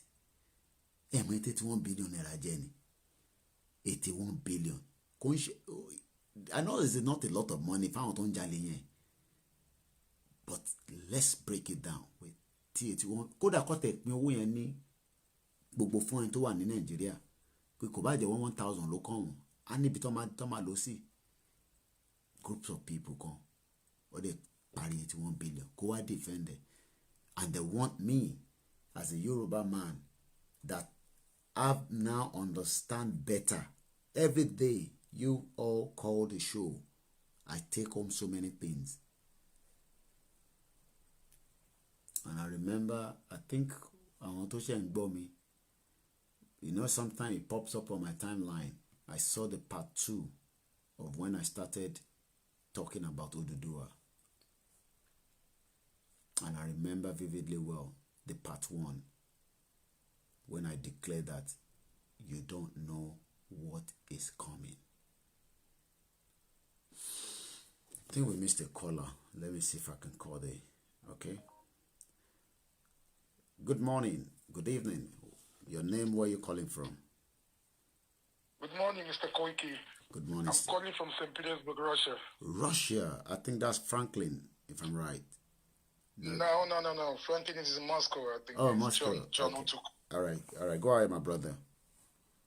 Listen, my brother, I just wanted to...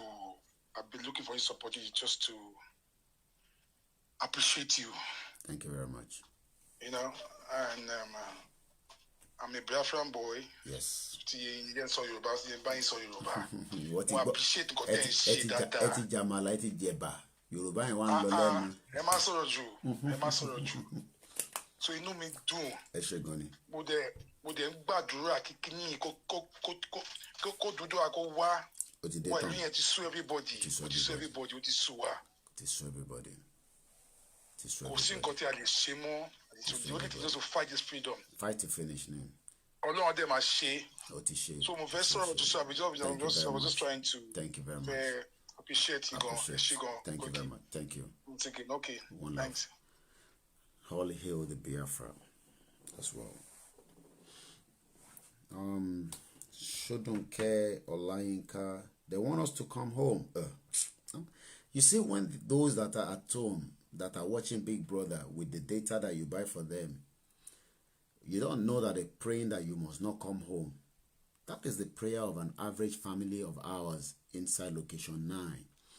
Because for every $100 you send, you have literally paid them 2 months' wages, if not 3 months, based on the IMAC of the salary of 18,000 naira for somebody that will go to work Monday to Friday, and you send them $100, you have given them 3 months' wages.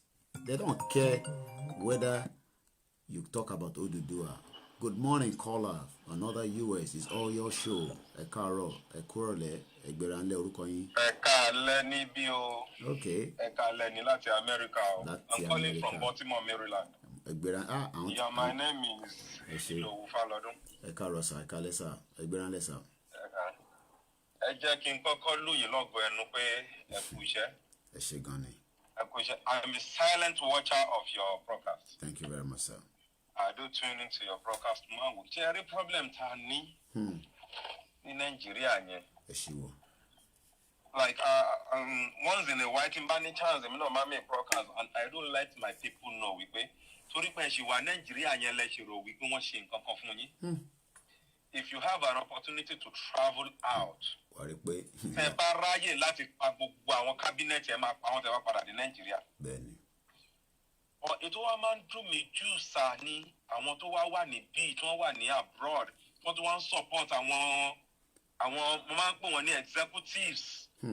Legislatives and judicial, they just look at the drama, the scenario in the National Assembly. Cairo whisper. CMD it is time. Video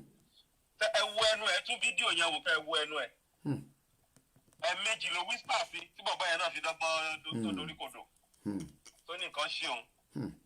So you can imagine. And that's a country. Is that a country? Sir, I think the best thing Nikama Allah. Charity no buye mo lọ sílé ní 2019 mo meet the northern senators méjì àbí mẹ́ta. Wọ́n sọ fún mi pé Tinubu ń tọrẹ ẹ̀ ni. Wọ́n sọ fún mi northern senators. Wọ́n sọ fún mi pé Tinubu ń tọrẹ ẹ̀ nítorí mo láwọn àbúrò tó ń bá wọn ṣiṣẹ́. Wọ́n ní Tinubu ń tọrẹ ẹ̀ ní pé nígbà tó bá di ìgbà yẹn pé àwọn máa fi nǹkan tí wọ́n pè ní northern hegemony àwọn máa fi hàn. So what we can do now is to continue to orientate our people. Oh yes. Non-stop ni. Àwọn kan ṣì wà nínú darkness yẹn they are still that. Àná wọ́n wo Big Brother lọ́wọ́ báyìí gbogbo owó ten send sí wọn wọ́n fi wo Big Brother ni. Parọ́. Big Brother lọ́wọ́ ẹ lọ sórí Twitter òun ló ń trend. Ṣé ọmọ Yorùbá láti máa trend Big Brother níbi tẹ́bi ń pààyàn dé yìí. Wọ́n ti misplace priority wọn. Ti misplace ẹ̀. Wọ́n níṣẹ́ o. Nǹkan tó yẹ kí wọ́n jáde tì wọ́n ò jáde tì. Ní 2014 before I left Nigeria, orúkọ pẹ̀lú mo kúrò Nigeria nígbà campaign yẹn mo try láti orientate àwọn èèyàn pé Buhari yìí ẹni ó ti dàgbà ó dẹ̀ ní dementia problem. Àwọn kan máa hide to take advantage of that kò dẹ̀ sí nǹkan tó máa lè ṣe. Because wọ́n ti máa tọwọ́ ẹ̀ bọ́ ṣùtọ̀ lọ. Inú mi wá dùn pé most àwọn tó bú mi gbà like you said pé àwọn kan bú yín ní group ẹ̀ kúrò ń bẹ̀ so many of my classmates. Wọ́n bú mi but inú mi dùn pé some of them ti padà ní ìsìn. Ti padà wálé. Let me tell you one thing. Majority àwọn tó ń support Buhari, I'm not trying to be religion by God. They are Muslims. Wọ́n dẹ̀ support Buhari torí wípé ó jẹ́ Muslim. A friend of mine who is a Muslim, ó support Buhari 2015 nígbà tó di 2017 torí pé nǹkan ò change ó bẹ̀rẹ̀ sí tako Buhari. Wọ́n sọ fún lórí Facebook pé ṣé nǹkan tí Quran káwọn nìyẹn káwọn máa tako Muslim brother wọn. Bọ̀bọ̀ yẹn kò kọ́kọ́ fẹ́ succumb but later wọ́n ó succumb fún wọn pé ṣé nǹkan tó yẹ kó máa ṣe nìyẹn kiri kò yẹ kó máa bú Buhari. Torí ẹ̀ lèmi ṣe máa ń pè wọ́n ní Buhari thieves. Àwọn tó kàn support ignorantly mo máa ń pè Buharist. Ṣé wàá rà àwọn Christian yẹn inú mi dùn pé pastor mi kan ní Nàìjíríà redeem member ní mi and I'm a minister.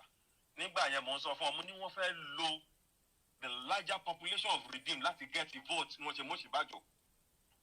Wọn ò gbọ́ sí mi lẹ́nu nígbà yẹn inú mi wá dùn pé it's not done on them. Can play out. Pé most of them náà ti wá rí wípé wọ́n fool àwọn. Fáwọn sórí mi. Wọ́n lo population redeem. Láti wọlé sí wọn lára. Ṣé Mọ́ṣíbàjò náà ni wọ́n kéjì tí wọ́n sọ di kindergarten ní Asorok yẹn. Mo tẹ̀rí rú ẹ̀rí láti COVID-19 kíyàn dẹ́ jókòó sásòrò kó máa jẹun kó máa sùn kó máa náà ṣe virtual meeting níbo lọ ti ń ṣe yẹn. Mi ìrírú ẹ̀rí sá. Ṣé tó COVID-19 bá tẹ̀ wá lóòótọ́ náà ṣé kò kọ́ ní kó máa jáde rárá ni. No ẹ ti ẹ̀wọ̀n tó kọ́kọ́ ṣẹlẹ̀ ṣe observe kan tí Buhari bá ti travel gbà ẹ́ ó máa ń take àwọn policies kan tó máa ń da tí Buhari bá padà dé wọ́n máa reverse ẹ̀. Ìgbà tí Buhari ò ti wá fi bẹ́ẹ̀ travel mọ́. Buhari dey know let me put it that way because I don't believe in that Buhari they parade. Nígbà tí o fi bẹ́ẹ̀ travel mọ́ ṣe ẹ̀rí pé wọ́n kọ́kọ́ withdraw àwọn board kan lábẹ́ wọ́n withdraw wọ́n gbé sunday chief of staff wọ́n ní kí chief of staff kó máa report no wọ́n ní kí vice president máa report fún chief of staff Buhari dẹ̀ sọ openly and some Yorùbá tó rí wọ́n kú wọn ò dẹ̀ rí níbẹ̀ yẹn pé what is this wọ́n dẹ̀ sọ pé sọ́ba mọ̀ nǹkan tó ń pè chief of staff ní go and read this wọ́n mọ̀ pé chief of staff wọ́n ní chief of staff ṣé vice president wọ́n wà lọ́ndà chief of staff ni. So sir, we will not be tired. We continue to orientation yẹn wọ́n máa by fire by force ni wọ́n máa láti gbọ́ wọ́n máa láti gbọ́ ẹ ṣé gan ni. Thank you very much for your call. Thank you so much, sir. Thank you. God bless you. We want you all to enjoy it. Your show tonight is all about those in America. While we're waiting for another call, let me play one more video.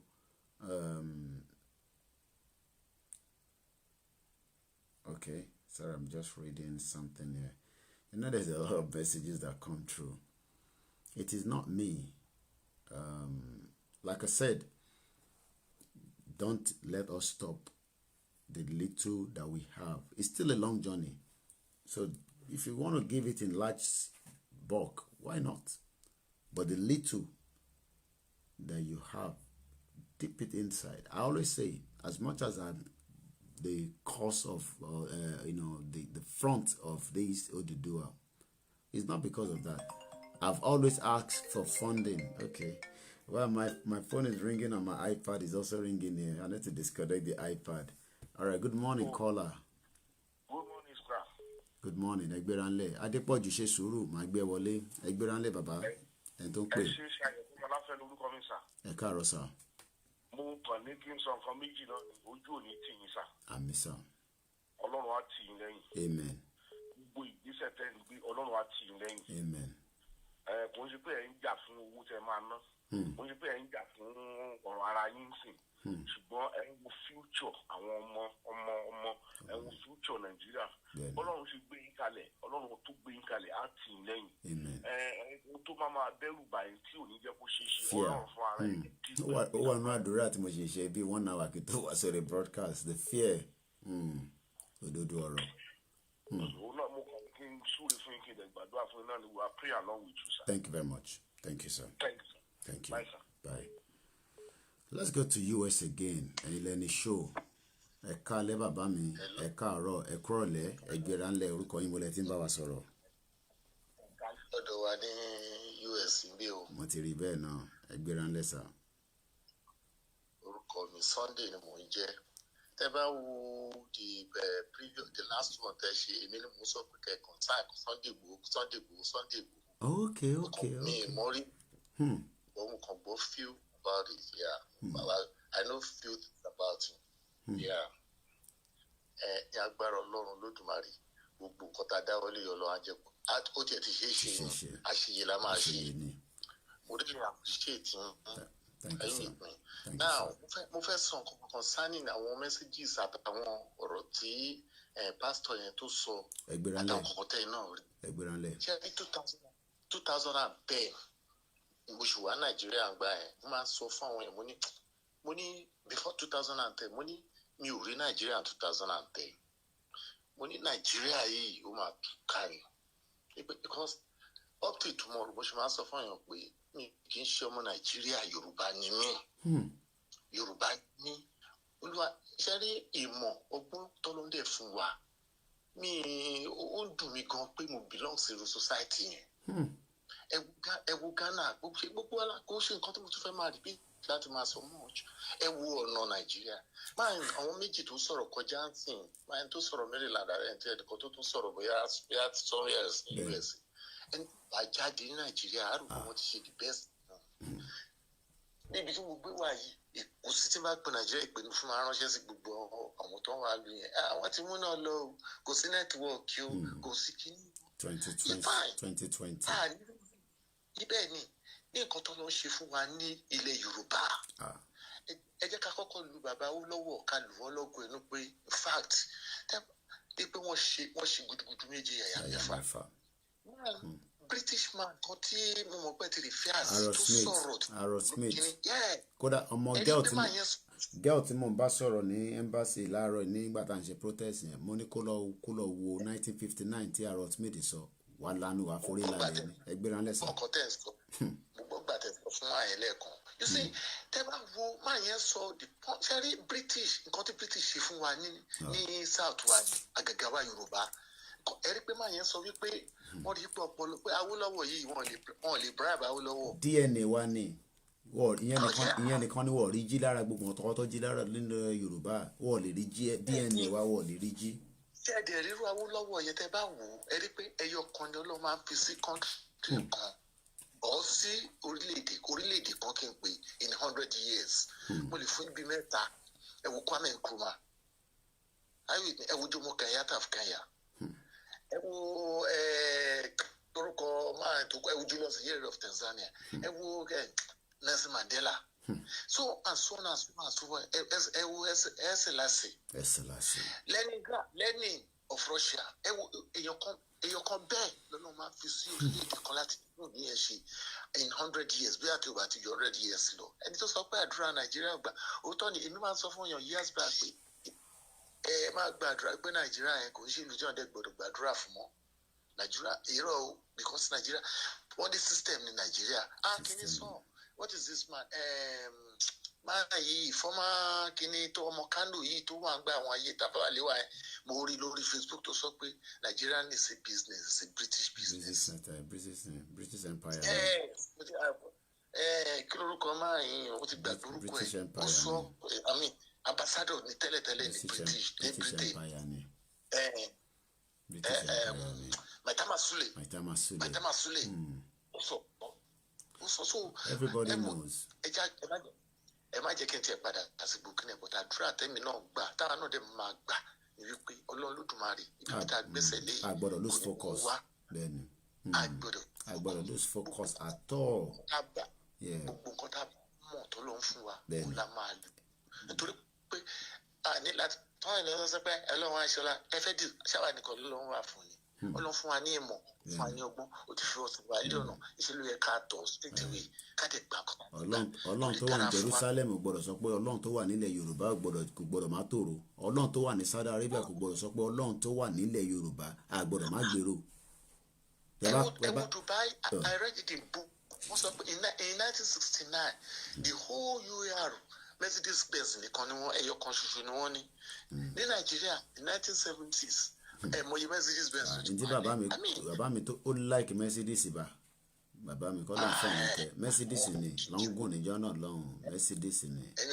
bàbá Kóìkì tó tẹ̀ wá nu Celestial mímọ́ tẹ́lẹ̀ Kóìkì tẹ́ àwọn ilẹ̀ mímọ́ because I am a Celestial I've been there for a very long time but when you say all this one mo it's a body you know that kind of thing. Anyways, kí n máa kàn sọ̀rọ̀ ojú agbára Olódùmarè àṣeyìí la máa ṣe àṣeyìí la lákàn ṣe pọ̀ àṣeyìí ní gbogbo agbára tá a bá nílẹ̀ Yorùbá then ilẹ̀ Kogi tó ń sọ pé kò ń ṣe ilẹ̀ Yorùbá ó dẹ̀ borí onítọ̀hún yẹn orí ẹ̀ tí ìyẹn ẹ̀ sọ ní àwọn ọmọ yóò ń ṣe ọmọ yìí òun ni picture ẹ̀ nìyẹn wọ́n ní kò ń ṣe Yorùbá ọ̀rọ̀ òde.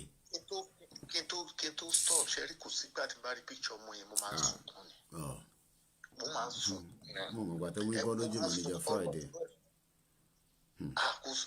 mo máa ń sunkún ọ̀rọ̀ ìfẹ́ dàbí ọ̀rọ̀ George Floyd níbi ìlú Amẹ́ríkà ni mo máa ń sunkún ni wọ́n mọ̀ mọ̀ pamọ́ yẹn ni o ṣe nígbà tí wọ́n rán wọn guys yẹn pé kán kọlù ṣe mo pé ẹnìkan sọ̀rọ̀ lórí bí twice kán lọ gbá wọn wá lọ gbá ẹ̀mọ̀ pé wèrè náà wọ́n á lọ mú kínní ẹ̀ wọ́n á lọ lu etí ara mọ́tò yẹn wọ́n sọ pé òun ló kọlù mọ́tò yẹn ọmọ tó jẹ́ lightweight ẹgbẹ́ ọ̀rọ̀ tí sísè ẹ sọ. mo gbọ́ tó ní àbúrò òun tó wù ní weight. bí lọ sí kiri wọn lọ fún lábẹ́rẹ́ ní abẹ́rẹ́ tó ń Fábíọ́lá nǹkan tó ṣẹlẹ̀ gangan nìyẹn.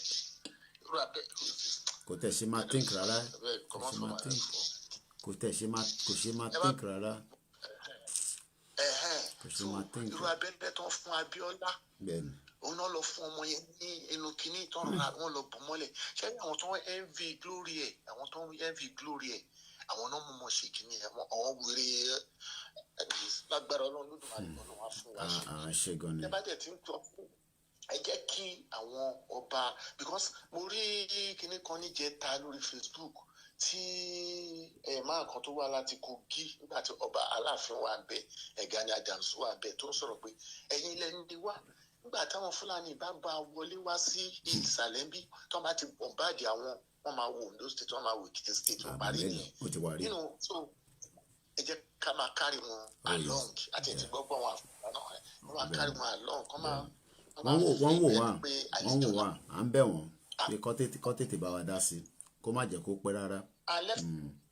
left to me irú ọmọ yẹn gan pàápàá ó yẹ kí tó bá jẹ́ àwọn Yorùbá jẹ́ èèyàn gidi ni ó yẹ kọ́ ní kọ́ máa sọ ọmọ yẹn sí Kaduna bó jẹ́ Kẹjà kan tó Ìkẹjà yàtọ̀ sí ẹni kọ́ wá sí síbẹ̀ later on I can't name Ìkẹjà yẹn I name instead of Tinam something yẹn I can't name Ìkẹjà yẹn Air Force something I can't name ẹ lórúkọ ọmọ yẹn because I mean come on ọmọ less than 24 years tó ti high season. orí ọmọ yẹn gbóná bí ó ń gbóná ó ń yọ kúrú ni wọ́n ní mathematics orí ẹ̀ ó ń gbóná yọ kúrú. máa play video kan nísìnyí tó lọ mo sì máa ṣe díẹ̀ máa play video kan tíyàn kan tún ṣe lórí ọmọ yẹn mo ṣe rí ìwà látà náà ló sẹ́ndẹ̀ sí mi máa play ẹ̀ nísìnyí. ẹ ṣé gan ni bàbá mi thank you very much sir thank you. ẹ jẹ́ ń pe Adékúnlé èèyàn mi nìyẹn àwọn èèyàn mi nìyẹn Adékúnlé Adépọ̀jù Oòduà kan ìṣọ̀kan ni ẹ jẹ́ ká wá unity. Look, there will be different groups. Okay, Adékúnlé busy bí ó ti dìde lọ sí kitchen lọ ṣe drink. Let us stay together. Okay, òun ló ń pè padà Adékúnlé èèyàn tèmi oníkó ìkígbéra ńlẹ̀ máa lọ mo wà lẹ́yìn ẹ̀ towó téèyàn ṣe òkú fẹ́. ohun tèmi máa sọ ni pé o ṣeun my brother iwájúwájú ló máa lọ o àwọn tó bá ní o ò ní débi eré ayọ̀ ẹ àwọn kan là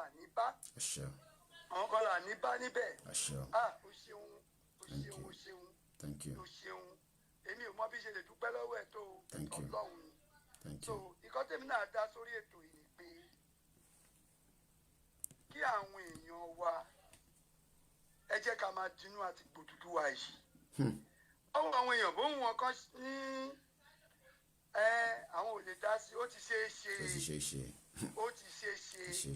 ìyẹn mo fẹ́ kó yé wọn èyí tí ò yé wọn jù ni pé wọn ò mọ̀ pé ibi tí Nàìjíríà ń tẹ àwọn dé wọn ò lè débì kankan bí kò sí pé kán padà sódùdúwà Odùduwà nation ibẹ̀ náà láti rí gbogbo nǹkan ayọ̀ wọn then ti àbúrò wa tí wọ́n pa wọ́n kọ̀ bá wọn pa ni o kò kú o ó wà láàrin wa pẹ̀lú jù bẹ́ẹ̀ lọ àìmọye Arótilé lolúwa tún ti gbé dìde àìmọye Arótilé lolúwa tún ti gbé dìde kí àwọn èèyàn wa kan fọkàn balẹ̀ àti ṣẹ́gun yìí àti ṣẹ́gun ìyà tèmi ni pé kí ni ká kọjú síbi tá à ń lọ ẹ má yẹ káwọn ọlọ́tẹ̀ kankan distract wa a jẹ̀ tí wọ́n ń bẹ àwọn ọba wa à ń bẹ̀ wọ́n abolúwa bẹ̀ wọ́n à ń bẹ orí adé àfi Olódùmarè àfi bẹ̀ wọ́n à ń bẹ̀ wọ́n kí wọ́n bá wa dá sí ọ̀rọ̀ wọ́n bá wọn dá sí ọ̀rọ̀ ìtorí pé kí ni àgbà ni wọ́n jẹ́ wọ́n dẹ̀ sọ pé àgbà ò ní wà ní kórí ọmọ tuntun kó wọ́ so mò ń bẹ̀ wọ́n kọ́ dá sọ̀rọ̀ yìí kọ́ bá wa dá sí torí pé kí ni ó ti ṣe kọ́ fi gbogbo yẹn lẹ̀ ọ́n náà rí gbà tí a bá gba Odùduwà wọn ọkàn ìfọkànbalẹ̀ àti so kọ́ fọkàn wọn balẹ̀ àti ṣẹ́gun yìí àti ṣẹ́gun òun ni kígbe ti tèmi ni pé àti ṣẹ́gun yìí o ká máa sọ ni ẹ má jẹ́ kẹ́ni bọ́ọ̀dì kó fi tí wọ́n distract wa Olúwadé ràn wá lọ́wọ́ ọ̀rọ̀ tèmi ojú bẹ́ẹ̀ lọ ìwọ náà kú mọ brọ́dẹ̀ àbí action man action ilé òkè sọ̀rọ̀ púpọ̀ bẹ́ẹ̀ni so kọ́ má bínú o ẹ ṣé gan ni ó ti ṣe ní tiwa thank you very much ẹ jẹ́ ká tẹ̀síwájú bẹ́ẹ̀ni thank you ẹ jẹ́ kémi náà kó lórí ètò ká fàyè lẹ̀ fáwọn ẹlòmíì. bẹ́ẹ̀ni ó ń gbé ẹrù láti Amẹ́ríkà with DHL ẹni tó pè tán yìí kò ń fẹ́ yẹ kí n announce ẹ̀ ibi tó ti send ẹrù lọ ní materials ní oríṣiríṣi nǹkan with DHL ni mo pè ó lọ́fin bó ṣe ń lift ẹ̀ lọ France lọ́nlé bá ṣe máa ṣe nìyẹn àníkẹ́yìn fún wa ní material ẹ má fún wa lówó ẹ fún wa ní material ẹ káàárọ̀ o. ẹ káàárọ̀ bàbá mi. ẹ káàbọ̀ sórí ètò náà. ẹ kújọ́ mẹ́ta. ọjọ́ kan pẹ̀lú orúkọ yín wo lẹ ti ń pè wá. Amẹ́ríkà mo ti ń pè but Nigeria number wà lórí ẹ̀. Ẹ ṣé gan ni, ẹ káàbọ̀ sà. Èyí lẹni show ẹ bá wa dá sí. Ẹ jọ̀ọ́ Ọlọ́run tó ti tì yín lẹ́yìn kò ní padà lẹ́yìn yín. Amen. Bàbá mi iṣẹ́ lọ́lọ́run gbélé yín lọ́wọ́ ẹ̀yin lẹ wà níwájú bíi Mósè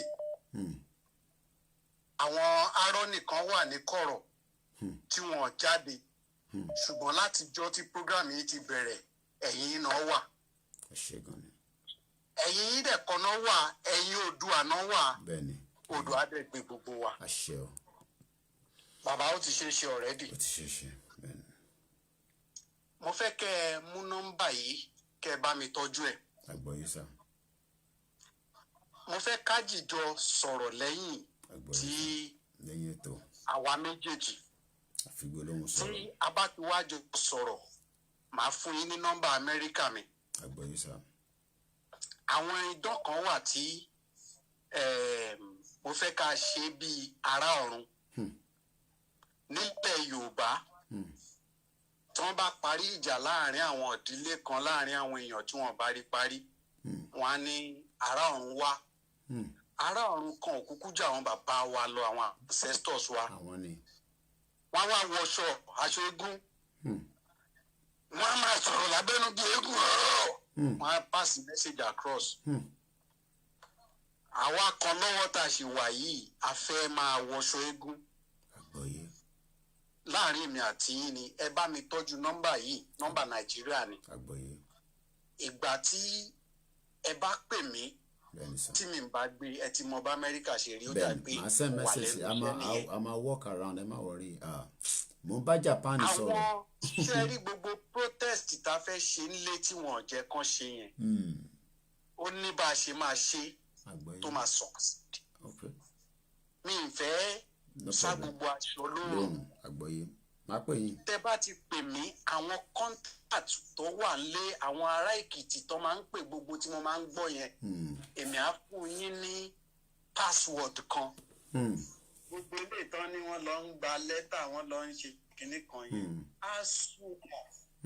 Ṣé ìrà tí ìrà bá pọ̀ lẹ̀ tó bá bò nǹkan kan ìrà lè pààyàn bóyá ìrà bá yàn ṣe tóbi tó tèrà kéré yẹn ayàn tí wà overwhelmed ni ẹ jọ̀ọ́ torí àwọn èèyàn míì náà tí wọ́n náà fẹ́ sọ̀rọ̀ ẹni sọ púpọ̀ jù máa pè yín máa save nọ́mbà yìí máa save ẹ̀ nísìn èmi á fi wá máa wá fi wá aṣọ rẹ má wọrí ẹ pín èjì rẹ sí okay èjì rẹ ní kẹ́ sí no problem sir. Ẹ bá ti pè mí màá fún yín ní American number máa pè yín lọ́lẹ̀ má wọrí ẹ ṣé gan ni. Wọ́n ní kí n sọ fún yín sọ bẹ́ẹ̀. Ẹ ṣé gan ni sir, thank you very much. Ẹ kọ sílẹ̀ pé èjì rẹ bàbá mẹ́fà. Bàbá mẹ́fà ẹ ṣé gan ni bàbá. Ẹ má sọ yẹn sókè ẹ kọ sábẹ́nú. Bàbá nìyẹn. Ọ̀rọ̀ wà láàrin yẹn tá a máa sọ púpọ̀. Ẹ ṣé gan ni, thank you very much. Àwọn ikú kan wà tí mo máa fún yín. No problem. Bá a ṣe ń tẹ̀lé lórí fọ́nrán yẹn làwa ìdílé mi gbogbo wa ń gbàdúrà fún yín ni. Ẹ ṣé gan ni. Ó ti ṣe é ṣe torí bẹ́ẹ̀. ṣé ẹ rí ẹja orílẹ̀-ẹja fi ń labú òtútù kan ò dẹ̀ kí ń mẹ́ja nísàlẹ̀ odò. Ṣé gan bàbá. Òtútù ò ní mú yín orí ò ní fọ́ yín nítorí orí kì í fáhun ẹ̀dọ̀ kì í dùngbìn. Àwọn bàbá wa ló sọ bẹ́ẹ̀ àṣẹ́dẹ̀gún ni àròfẹ́ ti rọ mọ́. Ṣé wàá rí gbogbo ìtàkùn tó bá ti ní kéré má wọdò àtàwọn àtẹrin wọn jọ máa lọ ni. Gbogbo ẹni tó bá sọ pé gbogbo àwọn generation Nàìjíríà ẹrú tàwọn náà máa jẹ́ gbogbo wọn lọ́nà máa fi ṣètùtù tán pátá. Nàìjíríà dẹ̀ ṣe é ṣe. Oòduà ti dúró. Oòduà ti dúró. Ó ti ṣe é ṣe. Àṣẹ wa. Ẹ ṣé gan ni bàbá. Ẹ ṣé gan ni. Ẹ má gbàgbé pásítọ̀. No problem. Ẹ ṣé gan ni. Ẹ ṣe sùúrù ẹ jẹ́ n save number yẹn bó ṣe ní kí n save ẹ̀ so that màá lè rí wọn pé ti rí number náà ẹ jẹ́ n save ẹ̀. Ó ti ṣe é ṣe kò ń ṣàwà náà là ń dùn nígbà tèmi àti sista Bukky gbogbo ilẹ̀ máa ti mọ̀ so máa fi urgent so máa mọ̀ HRH take note of that conversation as well. Àti ní àwọn tó ti pè wá VIP lẹ́nu gbé síwájú VIP first class máa láìkì ẹni tó tí wíwá pé ó ní VIP first class.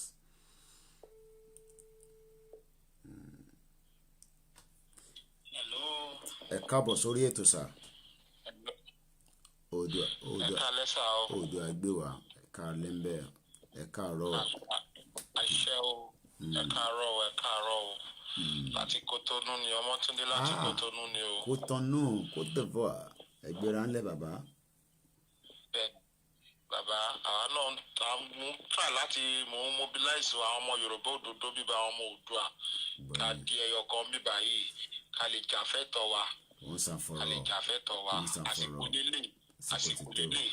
àsìkò lélẹ̀ tá a máa jà fẹ́tọ̀ wa pẹ̀lú ogun pẹ̀lú owó pẹ̀lú gbogbo ẹ̀ la máa fi jà Ọlọ́run adé sọ́pọ̀tì wa pẹ̀lú gbogbo nǹkan la máa fi jà tọ́lọ́run dẹ̀ ti pàṣẹ tọ́lọ́run ti fàyẹ torí Ọlọ́run fún wa lẹ́bùn púpọ̀ nínú lórílẹ̀‐èdè Yorùbá àwa la àmọ́ lò but àwọn aṣíwájú wa tó tún dé àwọn aṣíwájú wa tó jẹ́ ọmọ Yorùbá ẹ sọ fún wọn kó padà wálé. à ń sọ fún wọn à ń bẹ̀ wọ́n. kó má bẹ̀ẹ̀dẹ̀ jọ wọ́n ti ń bàjẹ́ tipẹ́. kó padà wálé. wọ́n ti ń bàjẹ́ tipẹ́ bọ́ àsìkò wa a ò ní gbà fún wọn kó tó máa bàjẹ́ ni kó ya bàjẹ́. ẹ ní láti sọ yẹn màmá mi. àbúrò wa tán ni ó kú. bẹ́ẹ̀ni. àbúrò wa tán ni ó kú. Ọmọlára Sunshine my mother kò kú kò lọ́bi kankan.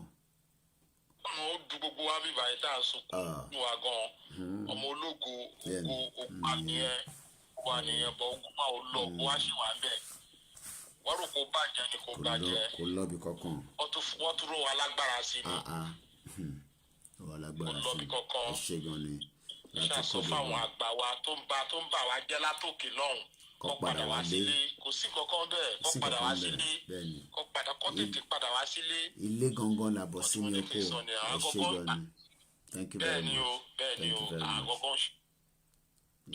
à ń ṣètò wa bíbá yà kúra wa jọ bíbá yìí ẹ ṣe gan ni kúra wa jọ bíbá yìí tí ò sí kankan adúró ní tùdúà tọkàntọkàn wa dẹ̀ balẹ̀ tó bá gbé wa ní gbígbóná àbáwọn gbé gbígbóná tó bá gbé wa tútù àbáwọn gbé tútù. à ń bẹ̀ wọ́n lọ́wọ́ nísìnyí ni à ń bẹ̀ wọ́n ni non-negotiable lélẹ́yìí nǹkan wa ni a máa gbà ní kò ń ṣe pé kí ni àwa la ní àwa ti gbà òjòrò yẹn ti tó ibi tó bọ̀ òjòrò yẹn ti tó ó ti pọ̀ jù látàyè bàbá wa náà ti ń tàn wá jẹ. kí ló dé thank you very much kí ló dé ẹ ṣe gan ni thank you. sí wàhálà o. ẹ jẹ́ ká lọ ẹ jẹ́ kí ẹ̀gbọ́n mi tó dáa tó bá ná ọmọ Yorùbá tó ní ọpọlọ when it comes to art culture craft Mr. Gòkè Olúbùsì àwọn yẹn ń ṣiṣẹ́ ẹ jẹ́ ìwọ̀n bí mo lè rí nǹkan kan mú nínú Facebook ẹ̀kọ́ rí it's not asking me to advertise for him. Yorùbá àníṣe DNA wa implant ni from Elédùmarè mo fẹ́ mú iṣẹ́ wọn kan jáde fún yín Ọláyọmí Kóìkì máa wá táìpì lórúkọ wọn Gòkè mo tó bẹ́ẹ̀ pé wọn lórúkọ ẹ bá rí ok àwọn tó Amẹ́ríkà ni ẹ̀yin lẹ́lẹ́tò ẹ̀yin Amẹ́ríkà ẹgbẹ́ra ńlẹ̀ à ń gbọ́ yín kébékébé mà. bá kí ẹ̀ka ìṣòro ẹ̀ka àárọ̀ àbí ẹ̀ka alẹ́ bí ta alẹ́ làwọn wà ń bí ṣá. àwa ti wà láàárọ̀ báyìí ẹgbẹ́ra ńlẹ̀ mà. ẹ ṣe gan ni. ẹkújẹ́ takuntakun ẹ̀wò inú mi dùn gan-an pé in fact àwọn èèyàn ti sọ̀rọ̀ ìbí kan fẹ́ kí yín ni pé mo dẹ̀ fẹ́ gbàdúrà pé Ọlọ́run á túbọ̀ máa sọ agbára yín dọ̀tun àti gbogbo wa pátápátá náà. Inú mi dùn torí pé mo mọ̀ wípé ó ti ṣe àsìkò ẹ̀sìn àwọn olùyà ti tó àsìkò ẹ̀sìn àwọn ìsìn àwọn afẹ̀jẹ̀ ṣèjọba àsìkò wọn ló ti tó yìí kò sí wọn ọ̀rọ̀ náà gbà kankan mọ́ àwọn náà ti mọ̀ wọn ọ̀rọ̀ náà gbà wọn ò dẹ̀ mọ̀ pé àwa ti ṣèpinnu tán wọ́n ti ní ìwọ̀n tí wọ́n ti wọ òbẹ́yìn o tí téyín bá ti pé méjì ni ó máa tó ṣe gbẹ̀ràn jẹ àní bojú wẹ̀yìn mo kàn fẹ́ kí yín ní iṣẹ́ takuntakun tẹ̀ tó ṣe ní protest ẹ̀ ṣe ní protest fún nílọ ní UK in fact inú wa dùn gidigidi gan. Thank you very much, ma. Thank you. Odùduwà kò ní padà lẹ́yìn wa wọ́n tẹ̀ ti fún wa ṣe. Wọ́n ti fún wa ṣe. Thank you very much, my mother. Thank you very much. Thank you. Mo júbà gbogbo ẹ̀yin màmá mi. Torí pé kò ń ṣe màmá tó bíyàn nìkan ni màmá yàn. Nígbà tí mo bá màmá mi sọ̀rọ̀, mo lè má dárúkọ màmá mi ní gbogbo ìgbà. And I always say, látijọ́ tí mo ti dé ìlú yìí, 21 years, I've never been more than 20 minutes away from her. Látijọ́ tí mo ti dé ìlú yìí, mo kúrò ládùúgbò tó ń gbé, mo lọ jìnnà, ojú kan náà ni mo dúró sí pẹ̀lú ẹ̀. Nítorí pé kí ni tó bá need mi, mo fi mi kódà tó bá pè mí nísìn pé tí mo kàn ń gbọ́ breath yẹn lásán 20 tí bá ní 20 minutes walking nìyẹn o. Ẹ̀wọ̀n pé tí yẹn bá tún wá jog ó máa cut down. Tí bá tún wá gbé mọ́tò, mo ò ní mọ́tò lóòótọ́ o. Kódà tí n bá tètè rí night bus, tí bá pe Uber kò lè tó 4 minutes. 21 years I've never left away from her. Pé mo wá lọ ń gbé níbì kan pé a wá pè mí pé ọmọ mi òun fẹ́ omi, màá wá ṣe drive 1 hour kí n tó débẹ̀. 21 years I've lived there, I've never left my mother. And ìgbà tá à ń ṣe boys, màmá mi á sọ pé tó bá lọ club níjọ́ náà lọ́hùn. I've lived there for 21 years and I came in my youth, so you can think of so many things. I don't. A ní ibikíbi tó bá lọ, ṣùgbọ́n pa ń lọ ọjà láàárọ̀ ọ̀la. Cause olówó ni. In táwa màmá wa ṣe nìyẹn. In tẹ́ ṣe títí kó tó di pé wọ́n da gbogbo ẹ̀ lágbónú àwọn ìjọba. Ẹlòmíì wọ́n pa business ẹ̀ run kò lè gbéra mọ́. Ó dẹni tí ó ń pe ará àta pé ẹ ṣàánú òun. Ẹlòmíì gbogbo gold tó ní ó padà tó ta pé ṣé kí business yẹn kó má parun, kò gbéra. Even though my mother was a secretary with OPEC níjọ́ náà lọ́hùn in the 70s. I'm still going to do a good interview with her. She's writing, but ní kọ́ máa kọ̀wé wọn díẹ̀díẹ̀, because kò gbogbo yín pátápátá yín yá wa. Ẹ máa bá wa kàn kọ́kan sílẹ̀ fáwọn ọmọ yín. Torí pé history wà lọ́wọ́ ẹ̀yin náà ta ní láti lò.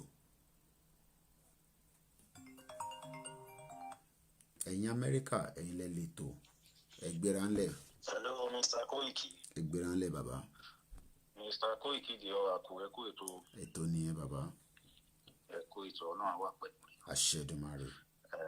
Ìyá mo ti ṣe gbogbo protest yẹn online sí náà ní iṣẹ́ takuntakun. Ẹ bá wa sign petition, ẹ bá wa sign poll, ẹ ṣe gan ni ẹgbẹ́ra ńlẹ̀ sà. Yes sir, Sherry, in fact, gbogbo nǹkan tó ń lọ yìí, awareness ti ń lọ seriously, because mo bá bó mi náà sọ̀rọ̀ láìpẹ́, ó ń jẹ́ kó máa yé mi pé awareness yẹn ó ti ń lọ seriously, àwọn èèyàn ti ẹ̀mọ̀ ojú ti ń là, àwọn èèyàn ti ń realize ẹgẹ́tẹ̀ torí gbogbo àwọn ètò tẹ̀lé ń ṣe náà, so it has bring a lot of impact continuously kẹrẹkẹrẹ ní ẹ̀mọ̀ kò ń ṣe ìtàzù pé kíní but. Èmi ti sọ pé December ni máa review iṣẹ́ tèmi fúnra mi tí mò ń ṣe. Exactly. So kíní yẹn ó ti rinlẹ̀ gan sa, ó ti rinlẹ̀ gan, in fact àwọn ọmọ bá ẹ̀mọ̀ àwọn èèyàn ti ṣẹ̀mọ̀ àwọn èèyàn ti rí gbogbo ẹ̀ bó ṣe ń lọ ojú tí ń là gan by the day tí kò dẹ̀ rí bẹ́ẹ̀ tẹ́lẹ̀. So it means ẹ̀mọ̀ gbogbo iṣẹ́ tá à ń ṣe gbogbo iṣẹ́ tá à ń ṣe yìí wàhálà is ó ń rinlẹ̀ ju bẹ́ẹ̀ ṣe wò lọ sincerely. So gbogbo àwọn oníbòtòbòtò politician àtàwọn ní ìkíní kan kan protest kan máa protest ẹ fi wọ́n lẹ̀ minor nìyẹn gbogbo ìtàn gbogbo yẹn etí ọ̀gẹ̀dẹ̀ ni etí ọ̀gẹ̀dẹ̀ gbogbo yẹn.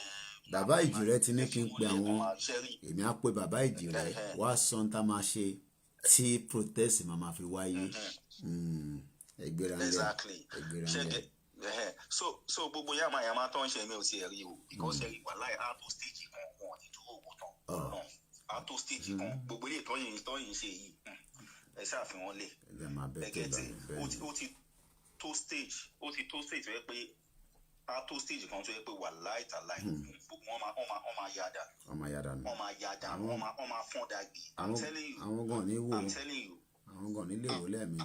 àní wọn ò ní wò tán sẹ́ẹ̀ wọn ò ní wò tán èmi mo mọ nǹkan tí mò ń sọ mo bí as in I can perceive it pé nǹkan tó máa ṣe nìyẹn so gbogbo ilé ìtàn ṣe yẹn kàn fi wọ́n dẹ̀ for it's just for the meantime á tó time kan sẹ̀ àwọn ló máa bẹ̀ wá àwọn ló máa bẹ̀ àwọn èèyàn pé ìjọ ó yá kí lè fẹ́ I'm telling you so ẹ fi wọ́n lẹ̀ kàn máa ṣe gbogbo kòtòkòtò àmì wọ́n ṣe kí lọ á tó wọn tì. Thank you very much.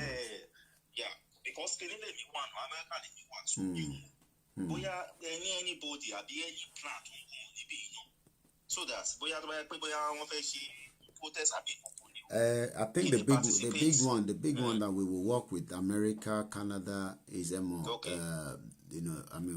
own independent. We want to make sure that we overshadow it with our own Oduduwa message on October 1st. It's going to be a big one in UK. A big one. We should have another meeting again with us here in UK. So we will relay that message quickly so that, what we are just saying is count to one America, Canada, everybody, at least by now, you can borrow so pon la show do an. Ṣé tó bá no tí la show do, ó dà ben tí ó lọ sí store tó lọ ra the cheapest thing tó jẹ́ boxers. At least ó ná kékeré wà ná $10. Ó wá sọ pé ó ti lè ṣaṣọ do àkótẹ ẹ̀kọ́ gbé sílé kó máa wò kínú ẹ̀ máa dùn. Then we are not ready. And that's the fact. By now, gbogbo ẹni tó ń gbọ́ wa tó sọ pé ọmọ Oòduà ó ní láti dúró pé ìtọ́ máa mú wá láti Nàìjíríà tó cheap. No. One store níbi tó ti ń tẹ aṣọ. Eléyìí tí mo tẹ̀ nísìn tí mo ṣe yìí cost only £19, less than £20. Same day dẹ̀ ni mo gbà. Òun lélẹ̀. Ó dẹ̀ tún ní kinní lẹ́yìn tí bá turn sẹ́yìn báyìí nísìn. Ẹ bá wọ ìyìn yẹn. Òun ló tún ṣe kan sí lẹ́yìn lẹ́yìn. Wọ́n tún cost ẹ̀ síbẹ̀. Gbogbo tó cost me is £19. So kí ni mo try láti sọ? Ẹni tó bá wà l'Amẹ́ríkà ta ní ẹ lọ ṣaṣọ sílẹ̀ kókò wà nílé yín káwọn ọmọ tèmi nísìn kódà àwọn ọmọ tèmi wọ́n ti feel pé yes there's something in the house that is different. Ẹ jẹ́ káwọn ọmọ yín feel pé kó má jẹ́ pé ẹ̀yin nìkan lè ń feel ọ̀rọ̀ Oòduà yẹn. Ọmọ mi gbà tí mo lọ kódà mo ní mo bá tẹ̀ tí mo ṣe mistake bá tẹ̀ mo dání kódà would have loved to go with you because àwọn ọmọ yẹn ni à ń ṣe wàhálà ilé lórí. Gbedu magazine came with his 3 children. Jẹ́ fipá àwọn ẹ̀ma máa rántí nǹkan tó jẹ́ Nàìjíríà mọ́. So àwọn ọmọ wa nígbà táwa fúnra wa nínú ilé àti ní anything be souvenir ó kẹ̀dẹ̀ lè wọ ra store kó ra into expensive kò gbé sílẹ̀ kó sọ ilé gangan ni nǹkan tiwa nísìn. Ẹ lọ sí store ẹ customize ẹ kódà bó jẹ́ kọ́ọ̀pù kan ni kò customize ẹ kò gbé kó máa fi mu tíì kọ́wọ́n ẹ máa pa dad what is Oòduà ó máa yẹ tó bá yá. Àwọn gan máa lè fi wà familiar. So eléyìí is not about pé àwa ni because àwọn ọmọ kéékèèké yẹn tẹ̀ ń wò yẹn ẹ máa rò pé wọ́n follow intent ṣe spirit dẹ̀ làwọn fúnra ara wọn. Everybody is a spirit. Olúkálùkù kò fi ń tiẹ̀ sọ̀rọ̀ ọ̀tọ̀ọ̀tọ̀ ni. Mo sọ fún Sister Bukky mo ní nígbà tó ń gbé mi bọ̀ nílé because she offered to drive me down all the way from the embassy back home. Mo wá ní in tí mo ṣe yìí my mom I always refer back to her we say that she kind of saw it coming. Kò sẹ́ni tó màmá tó bíyàn máa mọ orí ọmọ tó bí. But ìgbà tí mò ń to ètò and I'll say it here Koiki Media is registered in Nigeria ó ti lọ pé 2 years nísìn kí ni mo register fún ká fi empower àwọn èèyàn ká lè I have 14 volunteers working for me. I say volunteers not full time in the last 2 years that I'm taking care of wọ́n lè jáde lẹ́niwẹ̀ kó prove ẹ̀ fún yín pé nǹkan tí mò ń sọ ọ̀tọ̀ ni 14 títí dé ilẹ̀ Ìgbò mo ní méjì tó ń bá mi ṣiṣẹ́ nílẹ̀ Ìgbò ní Enugu. Gbogbo Matthew Shoga tẹ̀ ń rí yẹn kò ń ṣàná ni mo ṣe mú Matthew Shoga mọ́ra, and every one of them I picked them at random on the internet on Facebook. Mo worry. Until date, kódà ìkan tó ń ṣiṣẹ́ tó jẹ́ media àwọn méjì ni mo ní intemi ṣe mo fẹ́ compromise pẹ̀lú yín nílé. So ẹ má mention anything because I know you are still in the media in Nigeria. Ìkan òun ló pè mí pé ẹ̀gbọ́n aṣọ òdu àwọn náà kọ́. I sent him 6,000 naira only for, and I have the message, I have it. So if I have been running 14 volunteers, my mom told me then that ó ṣe ọ̀pẹ Nàìjíríà tó ń ṣe wàhálà lé lórí, tó ń try láti fẹ́ lọ ṣe bí investment lé lórí, ó ṣe ọ̀pẹ ó máa work. Ó ṣe ọ̀pẹ ó máa work. Because my passion then was for Nigeria. Nigeria, I say I'm not to register to 14 volunteers. Killer go my expand. Because plan me tell the plan this year was to make sure that we create the brand Koiki Media inside Nigeria across the whole 36 states by making sure that we have representative. I say Eledumare ni commit to fake bedani. Elomi o mo mi ri tẹ́lẹ̀ náà. Ó di pé tẹ́lẹ̀ tá máa tẹ̀ náà ṣe fídíò tá máa bẹ̀ àwọn yẹn. Help us share. People are calling now without me talking about share. Video tá ṣe láàárọ̀ yìí nísìn ó ti wà ní 25,000 view. Ani mo ní kíní improve wave say ani mo ìbá àwọn family mi sọ̀rọ̀ lánàá say. Èyí tá ṣe lẹ́mbàsì níjọ́ Friday ó ti wà ní 34,000. Imagine. That is the iṣẹ́ tẹ́lẹ̀dùmarè rán mi gangan ni mo ṣe gbé dání yẹn. Ṣẹ́rí gbogbo ìtẹ́mi fi ṣe tẹ́lẹ̀ fọ́nrán Nàìjíríà yẹn kàn pé you are wasting your time. And that is what my mother said. Because òun rí pé wàhálà tó fẹ́ lọ ṣe Nàìjíríà ọlọ́mọ máa jẹ́ kí wàhálà ẹ̀ já sásán. Because òun ti ṣe lòun ṣe kúrò ní Nàìjíríà ní 1992. Ẹgbẹ́ra ńlẹ̀ ilẹ̀ ní show ẹ máa sọ̀rọ̀ tí ń lọ. Sherry, in fact, it's a sacrifice no long. In fact, you are a kind of person to like you know, you should be celebrated because you've really sacrificed. You've sacrificed a lot, and like go along on your reign. Along to phone in your máa fún yín agbára láti máa pass gbogbo any hold tó bá gbé wá lágbó Ọlọ́run èèyàn tó bá ń robi tó bá ń ro ìròyìn tó bá ń ṣe inú kòkò sí lágbó Ọlọ́run máa mú kó lórí planet yìí because ṣẹ́rí àwọn jẹgúdújẹrá yìí wọ́n fẹ́ ká ní ìlọsíwájú ẹgẹ́tẹ̀ so tí wọ́n ní pé kó ti wà òkè kẹ́bí wọ́n ti wà òkè wọ́n send anybody mo yìí ní conversation pẹ̀lú because ẹ mọ̀ gbogbo family mi tó yẹ pé kí ni everybody is in total support gbogbo wọn báyìí Oòduà ni everybody ni so gbogbo wọn náà ẹ mọ̀ ọ̀rọ̀ a máa ń sọ̀rọ̀ tó yẹ pé kí ni wọ́n kàn ní pé àwọn everybody is confident pé a máa achieve kẹ́yìn but it's not just it's not ẹ mọ̀ àwọn ará bí ẹ mọ̀ pé oníjàgídíjà wọn so wọn ní fẹ́ kó wọn ntọ́ ti ń jẹ for decades la fi gbà lẹ́nu wọn ntọ́ ti ń jẹ for decades òun làwa fi yọ kúrò lẹ́nu wọn ó dẹ̀ máa difficult. ẹ mọ̀ kò àwọn gan wọn ní fẹ́ let it go easy so òun lèmi ṣe sọ pé kò sọ́gbọ́n tó fẹ́ gbé gbà ẹgẹ́tẹ̀ kò sọ́gbọ́n tó fẹ́ gbé gbà the time is now because kí ni òun mo ṣe sọ pé tó ń pull wave o wàláì òun pull wave as at last month or 2 months ago gan mi ò mọ̀ conversation kí ni o broad by o ti broad gan mo ṣe pé àwọn ọ̀rẹ́ mi náà everybody the same thing everybody ń sọ. Same thing. So kẹ́lẹ̀ mọ̀ pé on pull wave gan ni seriously so gbogbo kìíní yà máa achieve ẹ̀. Ká má lose focus tábà ti lose focus kékeré ní ìtókù. Gbogbo yẹn a máa gbà lágbó gbogbo àwọn tó lè ń ṣe agídí náà á tó wọn tì. Wọ́n máa padà wálé. Àlọ́ máa ya ní tí ò bá lè dúró máa ya dà ní àtọ́ táyà kan gbogbo wọn máa fún dà ní sẹ́yìn. Thank you very much. So if wọ́n lẹ́ẹ̀kan máa ṣe agídí ẹ̀ ṣe kan náà wà pẹ̀lú. Ẹ̀gbọ́n mi tó ní ẹni tó bá fẹ́ ṣe ọ̀rọ̀ protest lamẹ́ríkà ẹ bá mi send a message sórí fóònù mi Mr. Ọmọọba Adéjọkẹ́ Adelawal +447594050979 ẹ bá ń send message pẹ̀lú orúkọ yín so that a lè ní yín lọ́wọ́ fún tá bá fẹ́ organize yẹn ẹ já tún pé ẹni tó ń bá wa sọ̀rọ̀ àní pé end the broadcast yẹn ẹ káàárọ̀ ta ló ń sọ̀rọ̀. Suzy wa Ọláníyàn láti Nàìjíríà. Ọláníyàn ayédè náà. Yàbẹ̀ o tí ì sùn ó lọ fara máma farawé kó ìkí mi ó yẹ kó máa sùn ní. Ẹ wo tó bá ti dá ọjọ́ dá fún gbogbo àná ẹ̀. Àṣẹdùmarè. Abẹ́ stand ọ̀nà àtúbọ̀ mọ́ fún yín ní okun àtagbára. In fact ọmọdé ni mí.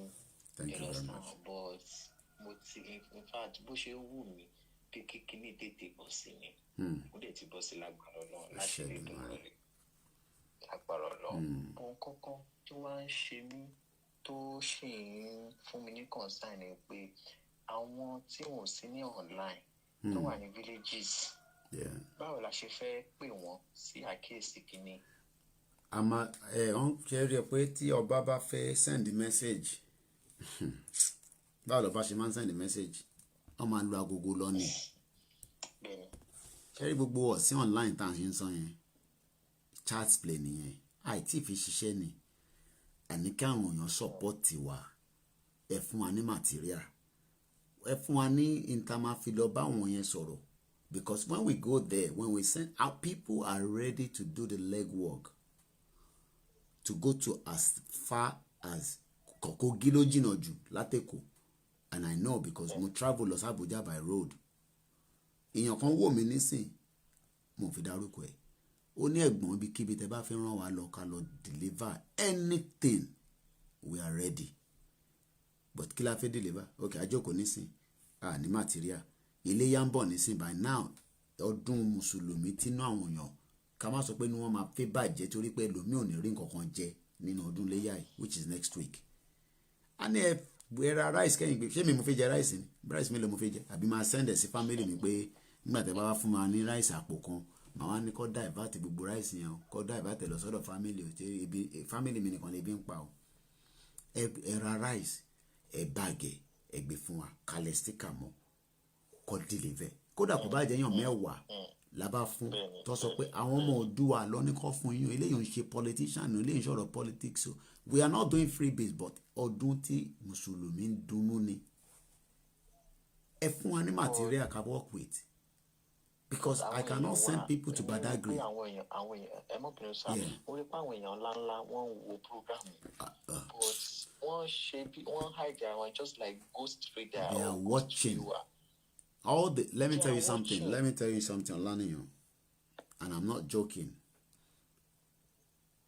When people say the youth are not watching, it's not the youth that needs to watch. The elite among us are watching. They are sitting down and looking at this boy and saying, what this guy is saying, is he going to create problem and destroy this country? The country is already destroyed. There's no country. Already. And I'll tell you two things that the country has destroyed. I always love to practice with practical. I will turn off Nigeria now in this house, and you will still be on the phone with me. And those that are watching will say that that is Nigeria. And we will leave it like that because I love practical. And then we will continue with the conversation. Let me take you inside location 9. Now, and this is how location 9 is as we speak right now at 2:30 a.m. with the same time with London.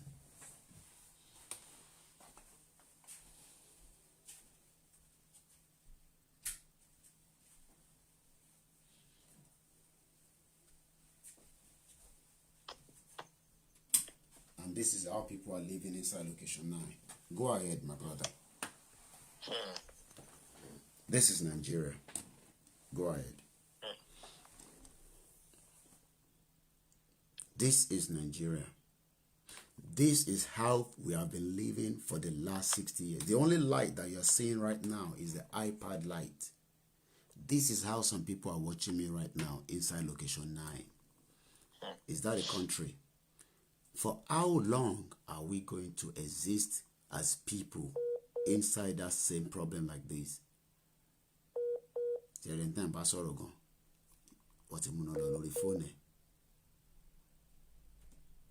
This is Nigeria, guys. I will not turn it on at the moment. I will leave it like this. I will let the person go because I won't see law. That's the network. Inside location confusion. I'll let him go. This is Nigeria. So the only light now that you will see, let me turn on this is what now is the only light that is showing me. I am now asking you that lives outside Nigeria, where things work, where your children lives, where you have a better life, but where there is no hope, you are still supporting the government. You are still supporting the politician. Is it because of the remnant that you are getting from them? You are not looking at the bigger picture that you can do well when we formidable force and shut it down. Now I come to all the politicians. I don't want to curse you tonight. I don't want to swear to you tonight. Mo fi bá yín sọ̀rọ̀ bí ọmọlúàbí, one-on-one, because you are watching me.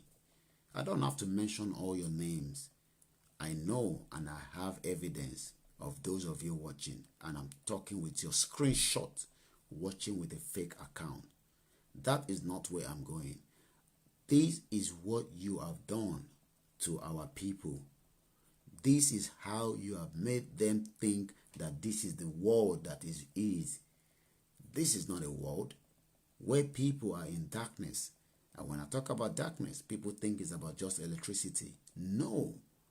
Darkness with no welfare, no quality education, no good roads, nothing literally working. The hope has become hopeless. The dreams have been killed, just like even the one that the government paid so much to train Tolulope. Our parents did their own bit. The government paid some money to send her for training, maybe in Italy, according to the story that we heard, or also in the phone line is still open if you want to call. The only thing is we are using the same battery cell, like the light coming out from the phone. Yet, 24 years old, killed. Somebody reversed into her. Has that person that reversed into her been trained properly to handle the vehicle properly? I drive here, accident happened. Has the car been vetted to make sure that it's roadworthy before they took the car on the road? You can see that there's so many things that have killed individuals every day as we speak. And yet you, well educated, still thinking, hoping that democracy that we are in will change the raw result of making us have a better country. Let us shut it down. Let us save the next life. It's not too late. We can do it. It has been done before. We will not be the last country to break away from each other. UK decided to come out of EU because they realized it's not working for them. We will come out of Nigeria because Nigeria is not who we are. We are Yoruba people. To you, I might be sometimes a little bit harsh. It's because I want to be harsh. It's because that is the way the message is. I am not a pastor. I am not your imam. And I'm not your tradition babalawo. But I will sit here every day as long as I am speaking the truth. And as long as the truth comes out from my mouth, if anything changed from the truth that is coming from my mouth, let the gods of Eledumare, let the God of the Bible and the Quran take me out. But if I, Olayomi Koiki, continue to speak on the truth that the location 9, aka Nigeria, has never worked for any one of us, it is not going to work for you.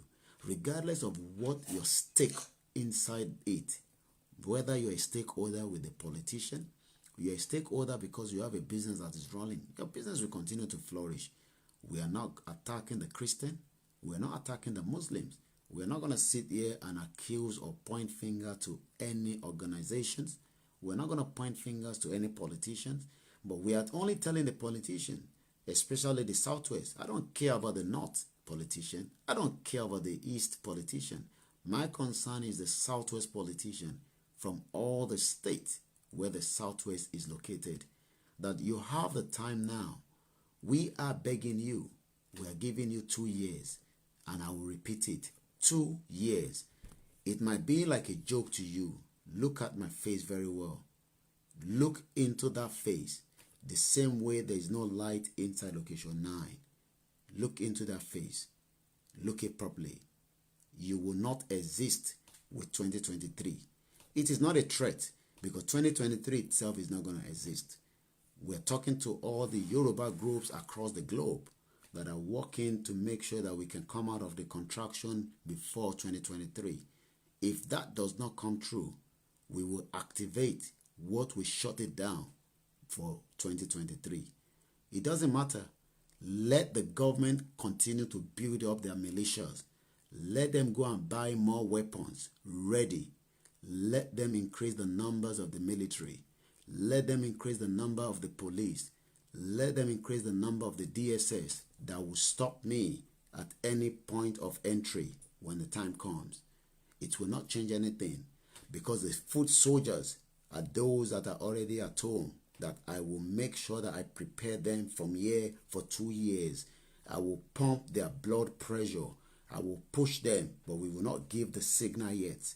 But when the signal comes, to a lot of you, you might think we want to fight war.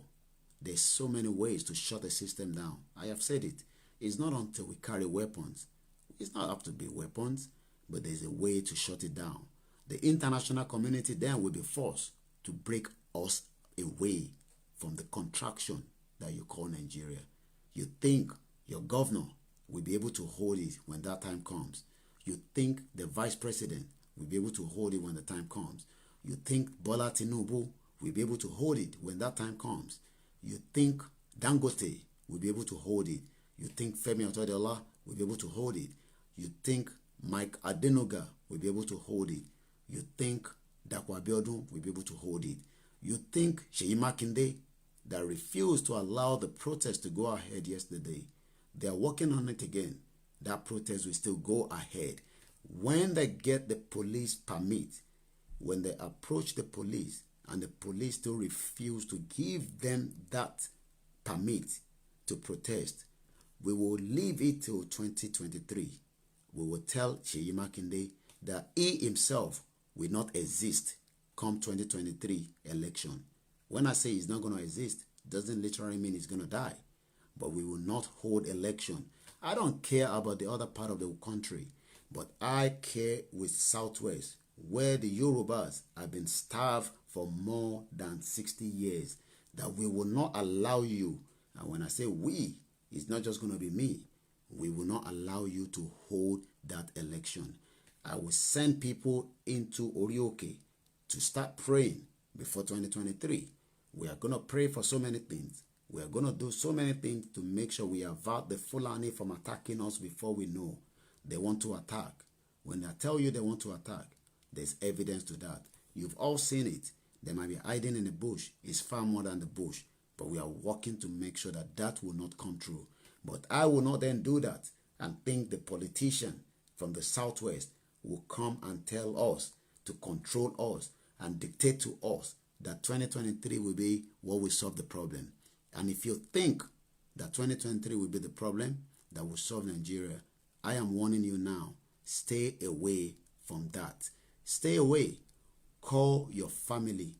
Tell them not to get involved with 2023. If my brother gets involved in 2023, take him out. And I will take yours out as well. It doesn't matter whether it's going to be by war. It doesn't matter whether it's going to be by anything. Take this picture. Take this part. Go and tell them once again. Appreciating and begging. We are given 2 years.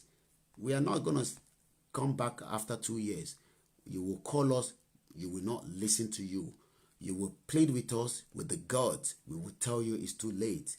We have 2 years now to break Nigeria, to make sure Nigeria does not exist with the Yoruba people. We can go out now peacefully.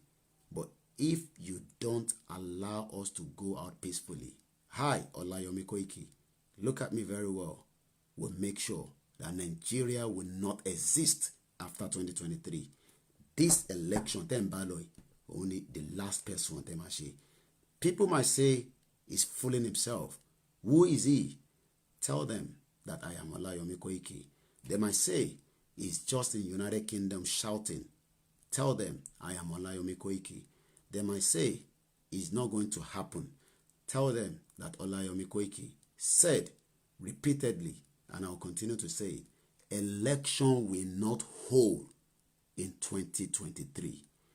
Election will not hold, regardless of who the horns and the balls of who we're going to crush. You will not hold that election in 2023. Inti mashe abekumilowa, inti mofeshe inukumilowa. Eleta de bedane, no retreat, no surrender. I'm going to turn the light back on, and then I'll bring the broadcast to an end.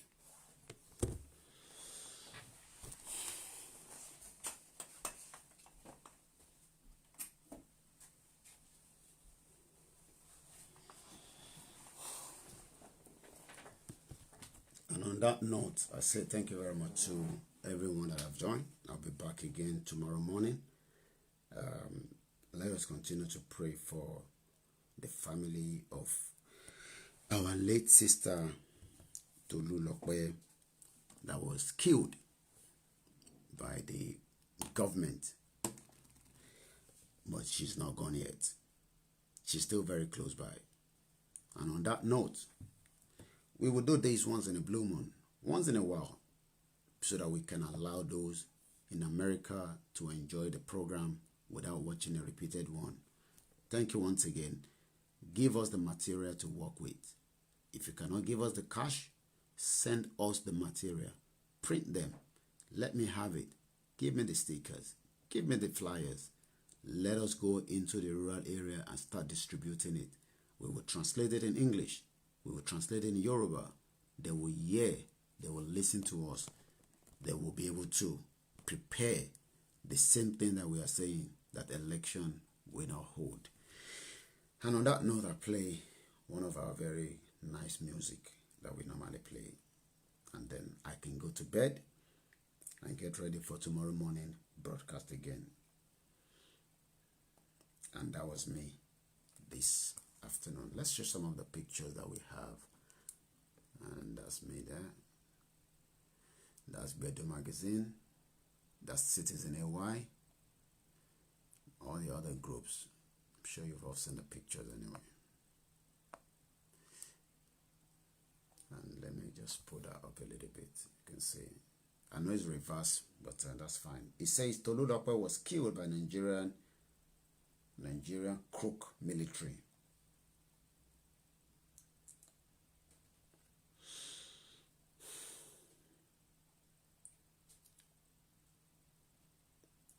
Jẹ́ ká fọ́rin tá máa fi parí ẹ̀. Ẹ dákun ẹ pín wa o.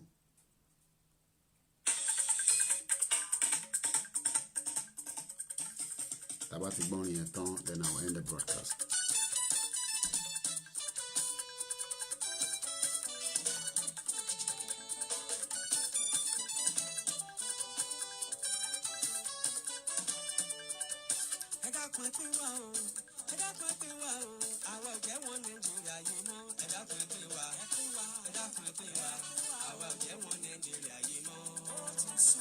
Òdùduwà nation làwa fẹ́ o. Ẹ dákun ẹ pín wa o. Ẹ dákun ẹ pín wa o. Àwa ò jẹ́ wọn Nàìjíríà yìí mọ́. Ẹ dákun ẹ pín wa. Ẹ dákun ẹ pín wa. Àwa ò jẹ́ wọn Nàìjíríà yìí mọ́. Òdùduwà nation làwa fẹ́ o.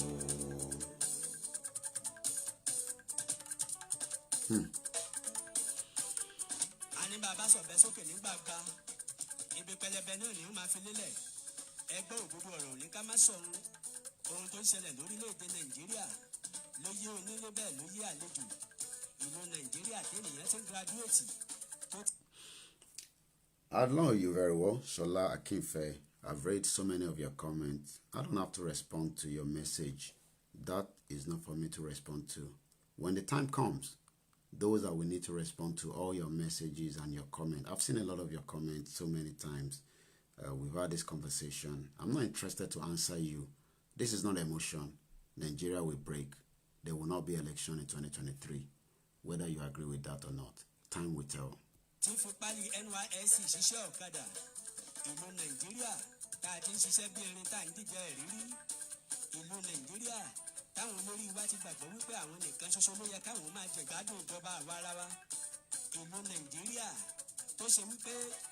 Thank you very much, Adepoju. Good night to you. Good night to those of you watching on Walata. And okay, I got from benefit from Baba Ejire Tope Kotsari Bawa Shake Kia. School lórí ẹyẹ. Oku díẹ̀, máa pè yín padà. Ẹ jẹ́ n ṣe tán. Oku few seconds. Máa pè yín padà. Okay. All right. Okay. All right. Let me just end it this way anyway. So, I'm not sure like Akinfe or whatever his name is that put that. You know, these are people that wants to know how a new nation will work. Go to Dubai and ask them how a new nation works. When the time comes, let's break Nigeria first, and then we talk about how we build a new nation. You can't talk about building a new nation inside a contraction. Tabati break Nigeria, then you can come back and talk to me. Oh, Afisayo, Bawana bro me atata. Oh, it is soon. Elon far away me. All right. 6:30 a.m. tomorrow morning. We'll be back again. My name is Olayomi Koiki. Have a very good morning. Bye for now.